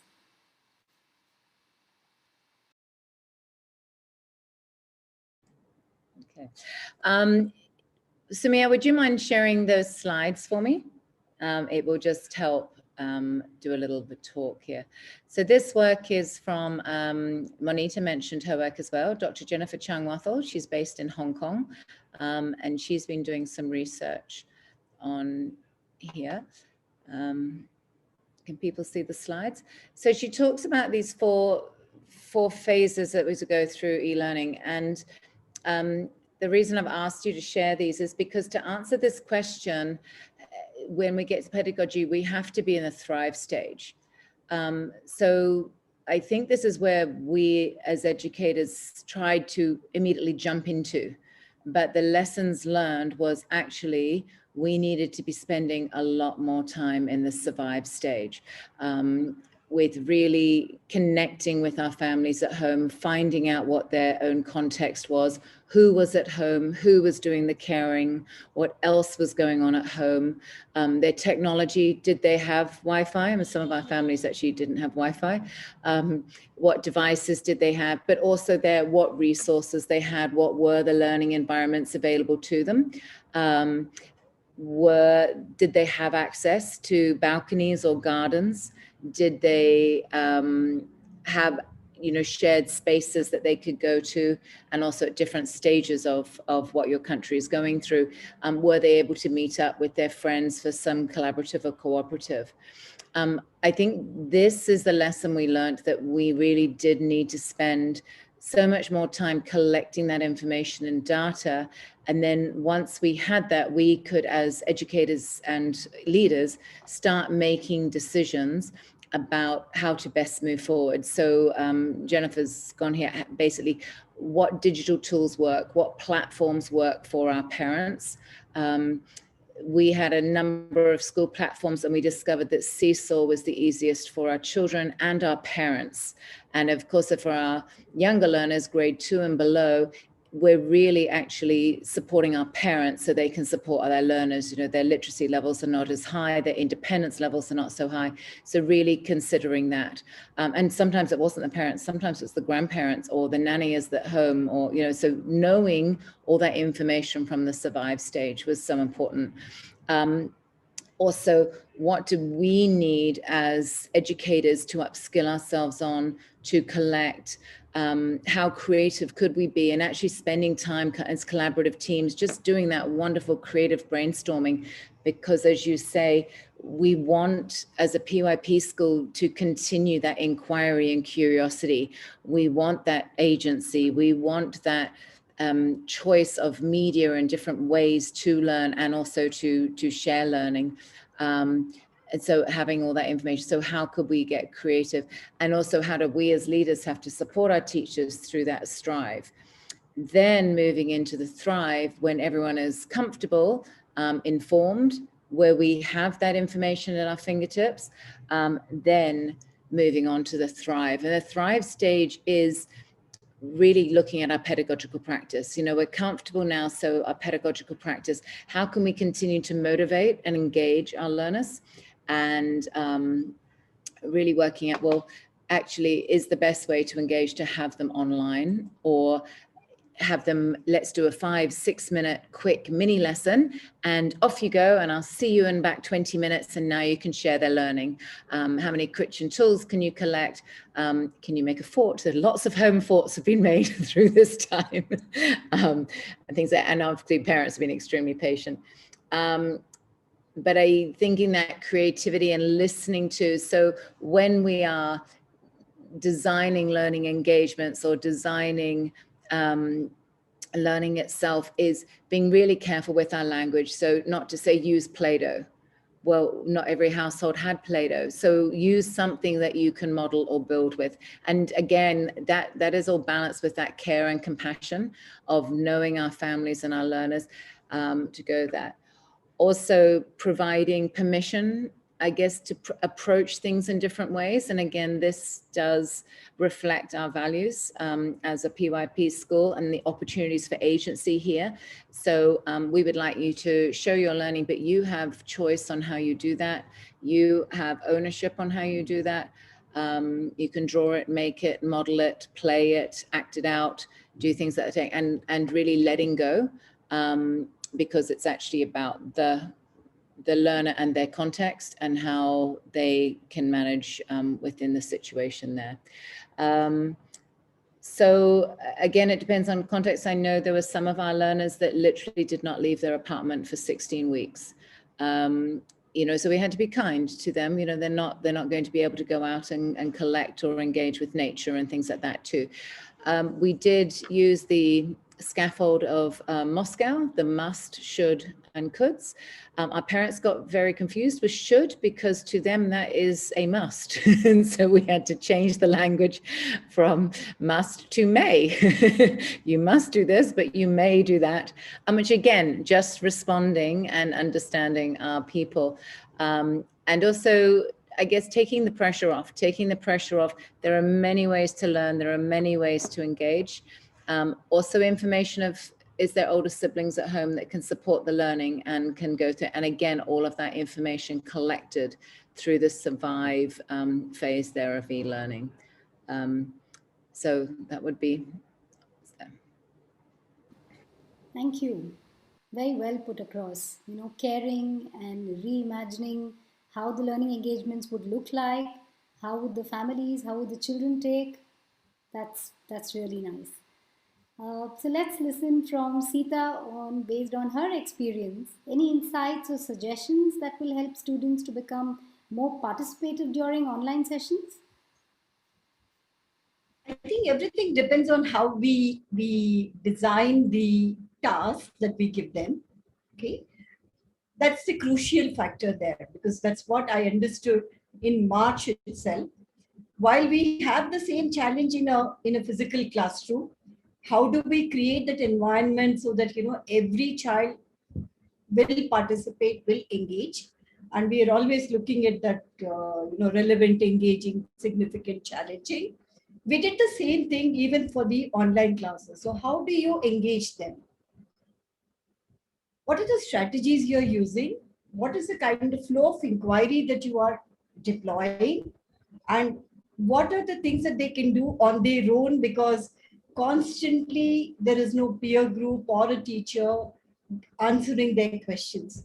So I think the largest challenge lies in how, you know, in IT they call architecture. I'm an architect. Sipanshu will say that I'm an architect of this program. The teachers have become architects of that learning environment online to ensure that even that most disinclined student engages with some activity or the other. So what we tried, some of the things I will share, every month had been a thematic month. Okay, starting from July, we started this activity last year. So July was Project July, and from grade 4 upwards, we tried this. Okay, we said just keep all your books, everything aside. Now your inquiry is only in how are you going to develop or build your AT ATLs. So the entire thing was about building ATLs. So what we did was we developed websites. 1 week was only science, 1 week was only math, 1 week was English, and 1 week was social science. That's a broad subject, but nothing to do with their year level curriculum. So we brought in, for example, in science, we brought in biomimicry, dark matter, dark energy. In English, we used most of the strategies from Project Zero and just gave some content there and asked them to work on it. For example, we said, okay, some of the books that you have now, you have never, the teacher has never taught. So open any 2 lessons from your book, and we have given the complexity scale. Okay, complexity scale is, when you read this, how complex do you think this is? So make a scale of 1 to 5 or 1 to 10. And we said, the scale is also up to you, how you want to make the scale. Now, when you read something, you now assess how complex or easy it had been and send us the pictures of the complexity scale. Now we had children measuring everything from math to science as to whether a certain, converting fractions is very complex or not very complex. So we never asked them to solve fractions.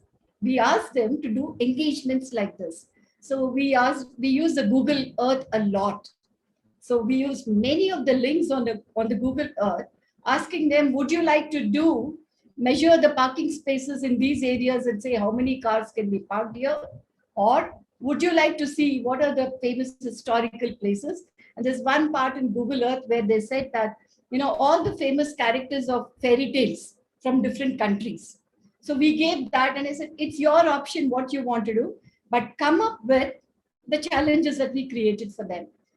That's when we saw everybody and anybody, whatever may be the grade level, the engagement was so deep and so active. So that's when I felt the architecture of the learning environment is so crucial, whether in a physical classroom or online. But for us, online worked very well because we saw how individually the students were focused and collectively they worked with their peer group, presented, shared, and the best part is parents' involvement in all this. Sometimes I feel we in the international schools are so privileged, our student community. I feel very bad for all the students who missed out during this year, their teaching learning program. But at the same time, I know many of the students in the rural areas have learned hands-on from their parents or their environment that they lived in. But I think how you can involve students and ensure that there is engagement, how you create an activity. For us in the IB, we get a lot of exposure with the workshops that we do. I think teachers could have made the best use and will be using, I'm sure. But this is what we did. Every month, one theme, and we found different ways for children to engage. Thank you, Sita. You really brought out, the role of the learning community here. What did teachers do, students? What did parents do? And what did we achieve when we all came together? Thank you. I'm really curious to ask Dipanshu, how can we empower student agency in the virtual classroom from the technological, aspect? Yes, Dipanshu. Yeah, I think honestly, technology has really very little role to play there. And it's all about, like what Sita said, it's all about how teachers design that learning environment. There are so many technology tools available out there and it's completely dependent on the teacher. But I also believe that the virtual classroom by default is an agentic classroom because, there is so much. So how do you define agency? In my mind, agency is when students are encouraged to take ownership of their own learning. And in a virtual context, learning just can't happen till the time students are doing that. And so by default, it is a very agentic environment.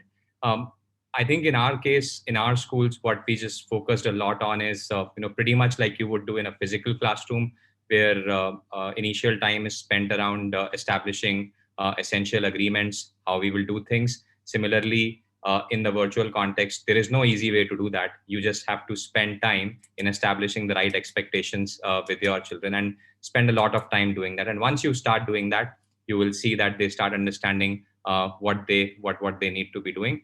And I have just been amazed. I mean, there have been, and I'm sure that everyone here would have come across cases of students who were kind of not that vocal in the physical environment, but they have been thriving in the virtual environment because there are so many opportunities available to them. They feel safer doing that, it's been very interesting. But to me, I think it's just about how, like what Sita said, how teachers design that environment, and just spending a lot of time in establishing the rules of that environment first before trying to do anything else over and above that.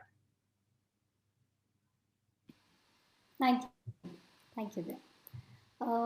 Sita, I would like to ask something on assessments. Assessing students' understanding has been a challenge during this year. How do we make sure that the learners are prepared for the next academic year? Where do we start from in the next academic year? And how do we adapt it in the coming year to cope, with the conceptual lag, at places where you find? How do you cope with that? So I'll start like this, Soumya. Paradigm shift already happened. Everywhere, everybody, even that most conventional parent, began to understand that things are not the same as they were before. So when you have everybody on board with you, you will now start asking those fundamental questions. What is worth teaching? What is worth learning? Okay. I would say this year had been more effective in conceptual learning. Usually you need more time for skill development, practice, especially in subjects like mathematics and all. But in PYP, because we are talking in the context of PYP now, I would say the largest focus is on conceptual learning. With the advantage of children being alone at home, all their focus was definitely on, I remember seeing, I still see that, how even 1 minute before children are there, before the teacher enters the classroom. Okay, that's not the case in a physical classroom. Teacher enters and she has to do something to get the attention. So you have the learners on board completely, ready to learn, willing to take whatever. And this age group is such. If we talk in MYP and DP context, the challenges are different. But in PYP, the children are more than ready to take anything that the teacher gives. So in a context like this, I felt, my experience has been this, that it was very, very easy to establish conceptual understanding. Yes, some areas where you really want to see face-to-face, because the test through Google Forms and surveys, online tests, whether it's different platforms that we used, could get only some part of it. But I think we achieved the conceptual understanding, and they're prepared for the next year. Maybe at best, I think all of us in schools can identify, do some standardized testing to see, could we establish this part of the concept in science or math and things like that, and do a standardized test when we begin the session. But I am very happy with the conceptual understanding that happened. Yes, skill development is something that we need to focus on, which I'm sure we'll be able to do next year. Sure. That sounded very positive. Thank you so much.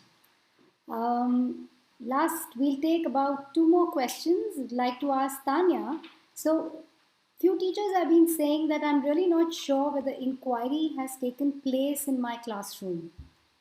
So, I would like to hear your perspective. Or are we overthinking, or are we undermining our children and ourselves, or what is it? I think we need to be kind to ourselves first. As Sita said, nothing is the same. And face-to-face is very different from home-based and remote learning. Once we get into that thrive stage, then we can start looking at pedagogy, and then we can start really looking at inquiry. I think it is a lot easier for us with our more independent age groups, our grade 3, 4, 5s, where they have a literacy level, where they have those self-management skills, and those things like Dipanshu mentioned before, doing little breakout rooms where children actually have time to work together. And actually, we as teachers would be online as a safeguarding situation, but we're actually not participating. They are there together, learning and collaborating. I mean, inquiry is, I think sometimes even in the classroom, we overcomplicate it. Inquiry is just a process to unpacking a question. You know, as Kath Murdoch says, you know, we tune in first, like finding out what we don't know and asking those questions and then taking it further. We were blessed with, again, a number of online platforms such as Epic and Reading A to Z, using Flipgrid for responses and collaboration and things like that. And I completely agree. I think we as educators and the children really did very quickly upskill ourselves and saw the potential on how we could use these at home. Our second lesson here, as we went into our second wave, and it was at the top of our list, was we send those iPads home. Because in our primary school, we have one-to-one iPads for grade 3, 4, 5. And in the first time we had no warning. And so we learned very fast. And we reflected last week, sending those iPads home was a game changer, because actually learning didn't look that much different for them. They were very confident users and competent users on the apps that we use in school. They owned the device. It was all through their school accounts. We weren't having to worry about parents signing on to different Google type accounts. And whereas learning in the classroom, you know, the teacher was always roaming and visiting different groups and things, that was almost replicated in an online. He would just be visiting breakout rooms instead, or visiting different groups, things there. Our children also acclimatized so fast, and they've become masters at communicating with each other. You know, they've worked out Google Hangouts, although I think they may have changed that now, but they have chat rooms and they have other ways of connecting. And, you know, Zita, you talked about socialization before. I've got a teenager at home that was online learning, but on the side, they were playing a little game and socializing quite happily. It's called multitasking mum, apparently. But again, I think the technology has also helped with that socializing. They've found these ways to connect with each other. There are times even within our face-to-face classrooms that we actually have explicit teaching. And so I think that balance also does have to happen, and especially with our younger ones, when we're supporting our parents to support our teachers. We were talking about different strategies you can use for multiplication and division, and parents were just so confused, but you just do it this way. You know, it's a re-education of our parent population as well. But I think within all that is just being kind to each other. As a PYP coordinator in my role, there was a little bit of stress that this unit doesn't work because we're home-based learning. Well, that's fine. Let it go. Which unit would work? Can we switch around our POI? But again, kudos to our educators. We turned a whole beautiful language arts unit. I didn't, they did. Beautiful language arts unit to a home-based using Flipgrid and Epic, and building those resources. And the learning was still deep and rich, and the inquiry questions were still there, and the reflections and the collaboration and the peer feedback. So it was there through our curriculum. But if I had said to them, no, this is the unit we're going with, that would have caused all sorts of stress. Again, as Monita said earlier, it's about agency for all our community and not just our learners. And our teachers know best. They, you know, we have these wonderful, you know, professional, very highly qualified educators. So trust their judgment and trust them, because they do have our learners at the center of all their decision making. So things there. Thank you. I had a follow-up there, Tanya. I didn't get the point where you said that when these children came back to school, then you decided to send back the iPads. Why did you do that? So in our context, we came back to school face-to-face in May. Okay. So we've had face-to-face, we've been extremely fortunate. We know how lucky, from May until January. And in January, the government gave us half an hour's warning that we were now going to be closed for 3 weeks as the Lunar New Year here, the whole population travels. So they were being thing. So the first time we had no warning and the iPads were in school, because our iPads usually stay in school, that half an hour was pretty much spent getting the iPads ready for our grade 3 to 4, 5 to go home. So I think we realized again, knowing where our families were and their context and situation is that would support everyone. And those with younger siblings, it did because the grade 3, 4, 5 student had their own device and meant the parents could support the younger siblings there. I think I misunderstood you when you said this. Yeah. Clarification is always good. Okay, so moving forward from here, Dipanshu, do you see all of us moving towards a hybrid model with a mix of online and physical sessions? What is a realistic hybrid model? So one, I don't think us moving to a hybrid, that we'll be moving to a hybrid model, because I genuinely believe that human beings are set in their habits. And right now, with all the talk around this being an uncomfortable time, as soon as we get the first opportunity, I think we will fall back to our old ways. That is what I assume.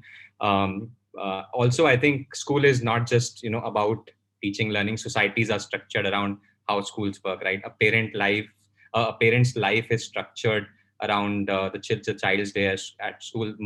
A mom would plan her work around the child's time at school. So for school to change, a lot of other things would need to change. And I think in the longer run, it might happen, but I don't see that honestly happening in the next few years. But I would love for us to take a few things back that have really worked in this context to when we go back physically as well. And in our school, we have decided that there are 3 things that have worked very well for us that we want to carry back. The first is a much higher level of trust in our students. The way we have trusted our students during this time, it was never there earlier. We, especially in the Indian context, we have always felt that the teacher's role is, all dominating. The child will not learn if the teacher is not there. So I think a very high level of trust in the student. The second thing that we want to take back from this time is the fact that the world is our canvas. Earlier, when we used to look for opportunities, even when you think of field trips, immersion trips that children would do, we would typically be limited to the local context in which we were operating. But as we started operating virtually, we realized that we could get experts from all around the world. If our children are actually learning about forests, there is an Airbnb experience out there, and we could actually talk to Airbnb and arrange a virtual field trip for our students to go through the forests of Tanzania. Similarly, a lot of collaboration we saw happening across schools, things that wouldn't have happened earlier had the pandemic not happened. So the second big takeaway for us is the fact that the world is our canvas, and we need to look at opportunities that we would usually not think of.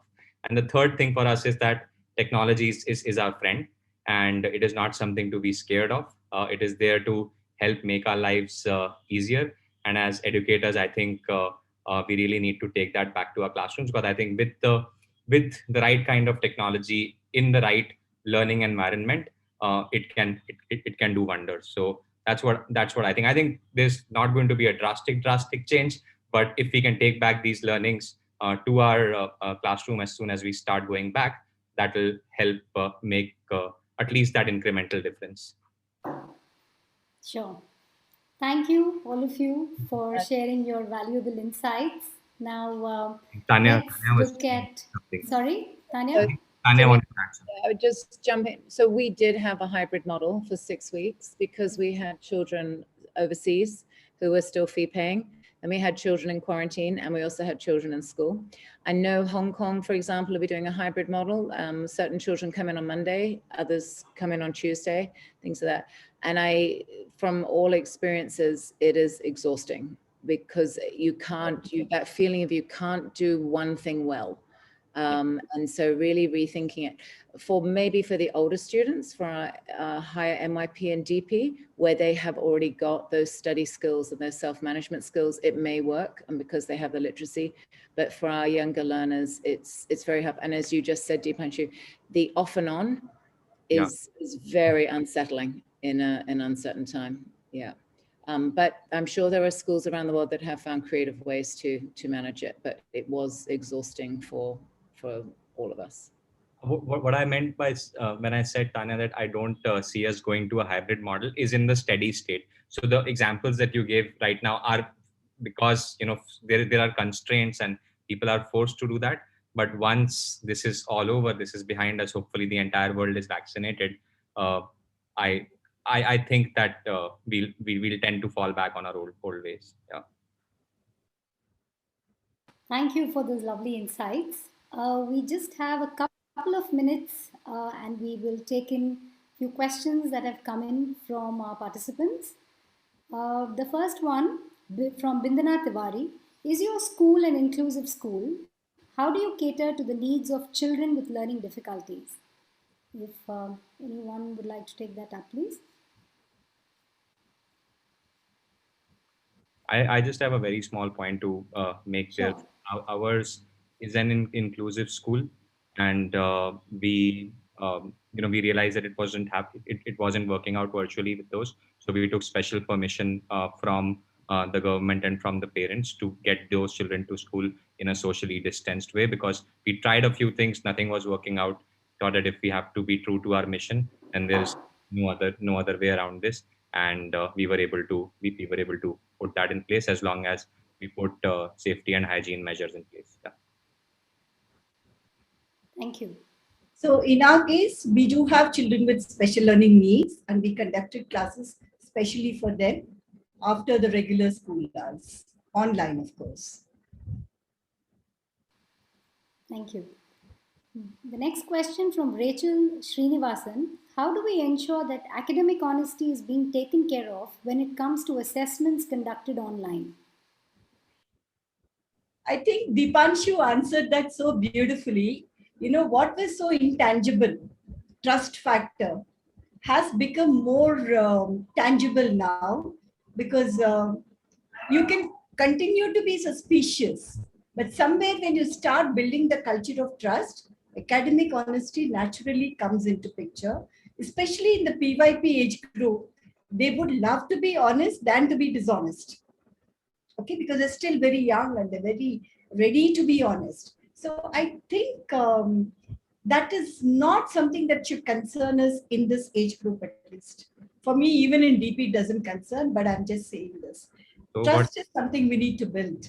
So what Sita is basically saying is, the older you are, the more corrupted your mind is. No. Personally, I would not want to, but I see a lot of debate. Yeah. I see a lot of debate about conducting DP exams with a camera here, camera there. At the end of it, it is a student's life and future. If he doesn't want to do it well, leave it to him. But you know, academic honesty has to be built through a culture of trust, and that's all I believe in. Yeah. I also think it's also how you view assessment. When you're saying assessment, are you saying testing? And again, that is a completely different question when we're talking about our PYP children. So those are the other thing to consider there. Sure. One last, I think that will be our final one from Usha Kiran. Could you please share some ideas to counter online distractions? I think Sita's example of giving them time to socialize and connect, so there is a time to share the puppies and the kittens, as Manita, shared Dr. McTaggart, and show and share. We also, and there are lots of examples around, spent a lot of time working with essential agreements online that, we are here to learn. Also working with parents to ensure there was an appropriate place to learn where they had a quiet spot or even headphones and things on, and just revisiting those expectations as you go through there. Children are always distracted, and that is okay. And if it's not working, you say, you know what, Simia, I can see you're not ready to learn. So how about you go off and, and I'll see you in 10 minutes, you know, and again, permission and care and compassion there for learning. I would just add this, Soumya. I always like this statement. I believe Winston Churchill made it long back saying that if you build it, they will come. Okay? You build it, they will come. That's it. So that field of dreams. I just want to add one small tip there. It's probably not for students, but for adults. Is that, you know, we are also very distracted all the time because of the notifications on our phone. If you are using a platform like Slack, messages on Slack, all of them, just you know, try going one day, switch off all the notifications on your phone, and you will feel so much better at the end of the day and so much more productive. And that's actually a practice that we now follow company-wide at Toddle, where we do not actually expect people to respond promptly to our emails. We do not expect them to respond promptly to our Slack messages, so that people get an opportunity to do focused work. And probably something like that can be you know, arrived at as an essential agreement with the students as well. Right. Thank you for sharing your tips, Dipanshu. And thank you to everyone to be here with us this evening. It was a very lovely discussion that I really enjoyed, and I'm sure our participants have had a lot of takeaways and ideas and strategies, and you know, the part of, you know, feeling cared for, caring for, being compassionate, and happy learners at the end of the day. So thank you very much, and thank you for being here, and look forward to your presentations tomorrow, your sessions tomorrow. So see you tomorrow, and have a lovely evening. Thank you. Thank you very much. It was lovely seeing you, Tanya and Dipanshu. Thank you. Thanks. Thank you for the opportunity, and to everyone at Neve. Thank you so much. Bye-bye. See you tomorrow, everybody. Thank you to all attendees. Thank you for being here with us this evening. And yes, I've shared our social media handles, so please do share your experiences and learnings. And yes, do join us tomorrow. It's going to be a full day of sessions, lots of learning, lots of takeaways, and we really look forward to all these sessions that our workshop leaders have put across for all of us. So see you, everybody. Have a lovely evening. Bye-bye.